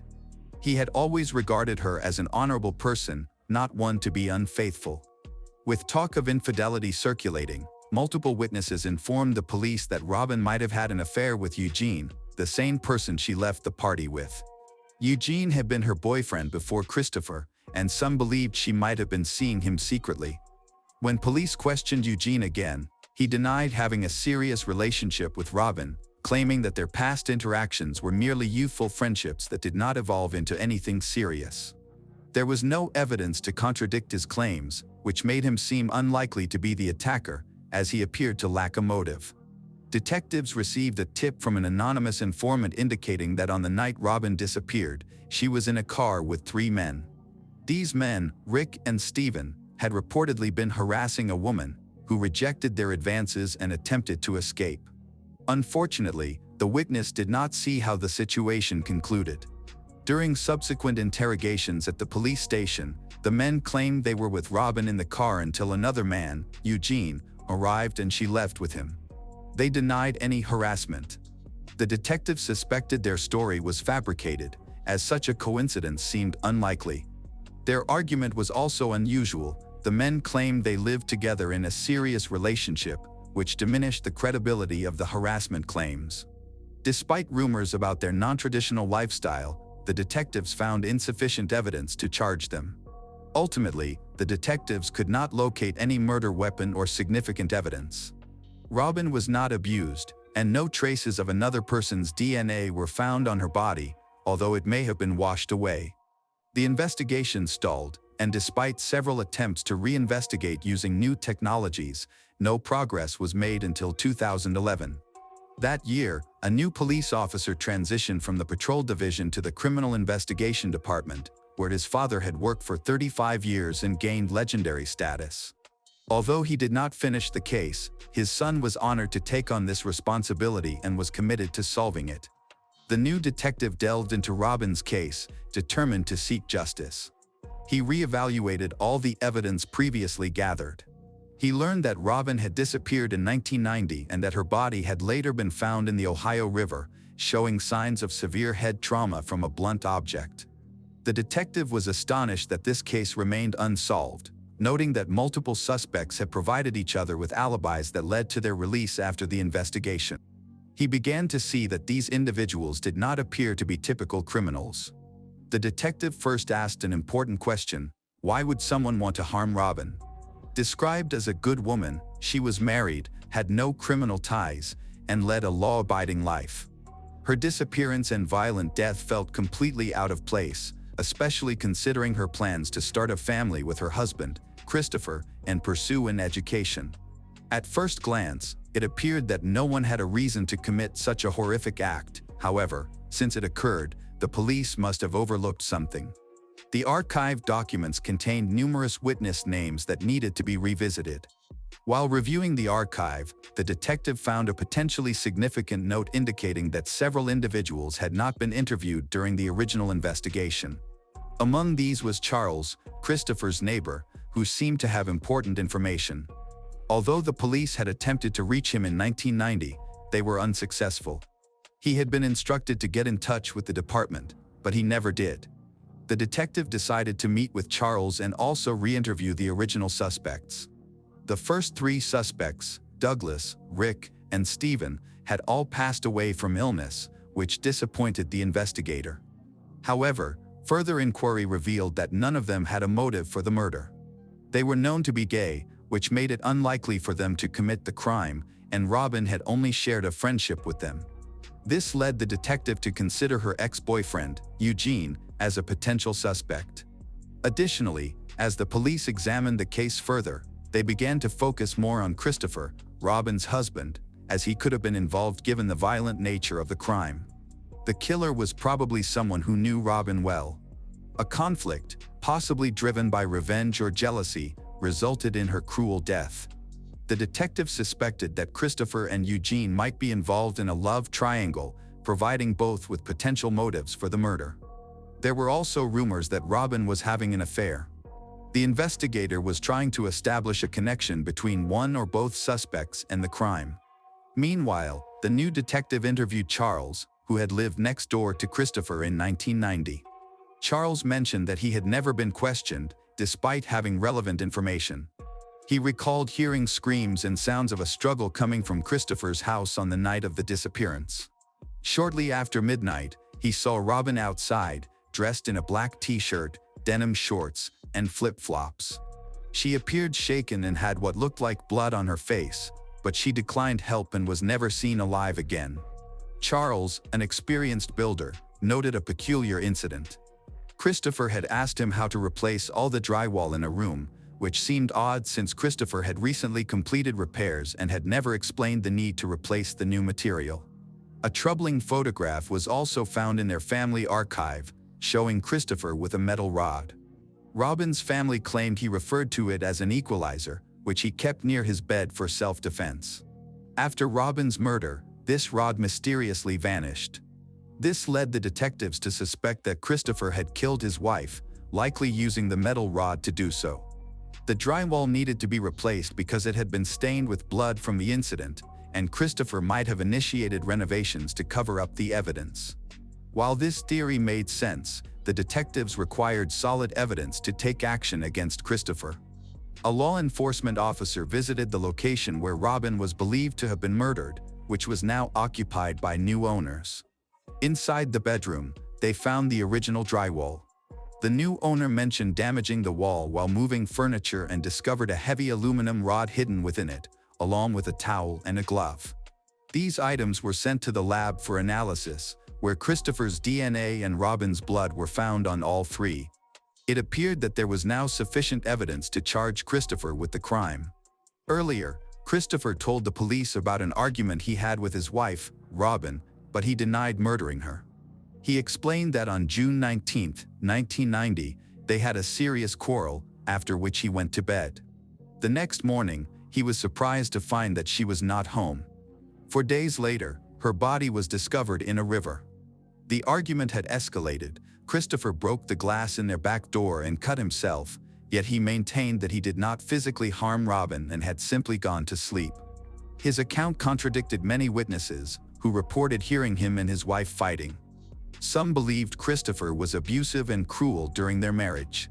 Christopher continued to assert that he did not harm his wife, claiming she just left after their argument.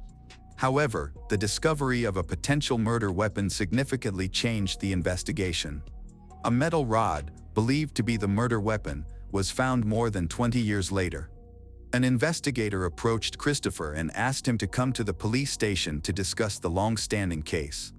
During the reinvestigation, it was revealed that Christopher was living in the Portland area of Louisville. People close to him reported that he occasionally made strange comments, especially when drinking, suggesting he felt guilty about Robin's death. On February 2, 2012, Christopher was arrested and charged with murder. He became anxious, raised his hands, asked for a lawyer, and refused to confess. He was accused of a murder that occurred nearly 22 years earlier. During questioning, he recounted a heated argument with his wife on the night she disappeared. Both had been drinking, he was intoxicated, and so was Robin, who had returned home after attending a party. After being driven home by a man named Eugene, Christopher started accusing Robin of infidelity, and their argument escalated. Ultimately, he went to sleep. However, according to a neighbor's account and the prosecutor's findings, the situation turned violent. They exchanged insults, and Christopher picked up a metal rod nearby, striking Robin multiple times in the head and face. Robin then ran outside, where a neighbor saw her, but Christopher chased her down and picked her up in a car. Instead of taking her home, they drove to the Ohio River, where the argument continued. In a tragic turn, Robin suffered a fatal blow to the back of her head, rendering her unconscious and leading to her swift death. To cover up his crime, Christopher disposed of her body by throwing it into the water from a bridge, removing her pants and underwear to make it appear as if she had been assaulted. As the trial begins, Christopher finally confronts the scrutiny he has long evaded. The trial was initially challenging and experienced multiple delays, partly due to issues with some evidence, but it eventually proceeded. Throughout this process, Christopher consistently denied any wrongdoing. The prosecutor's office presented testimony from multiple witnesses who reported hearing constant screams coming from Christopher's home and believed he regularly abused his wife. The defense attorney argued that this evidence was fabricated and claimed that authorities were simply trying to resolve a case that had been open for 20 years. However, the prosecution argued that the severity of the injuries indicated premeditated murder, stressing that only Christopher had a motive to harm Robin. An important piece of evidence for the prosecution is Christopher's testimony regarding that evening. This testimony aligns with the account provided by a neighbor and contains no inconsistencies. He maintained that Robin was killed after she left the house and denied any involvement. Despite the defense's efforts, the jury ruled in favor of the prosecution. Christopher Baxter was sentenced to 55 years in prison, marking a significant victory for the prosecution. The defense attorney continued to fight, submitting several appeals, all of which were denied. After being free for 22 years, Christopher was finally imprisoned. It remains unclear why the police were unable to establish his guilt earlier, likely due to his ability to portray himself as a grieving husband, which made it difficult for others to suspect him. Christopher is eligible for release no earlier than 2039, but according to records, he died from natural causes.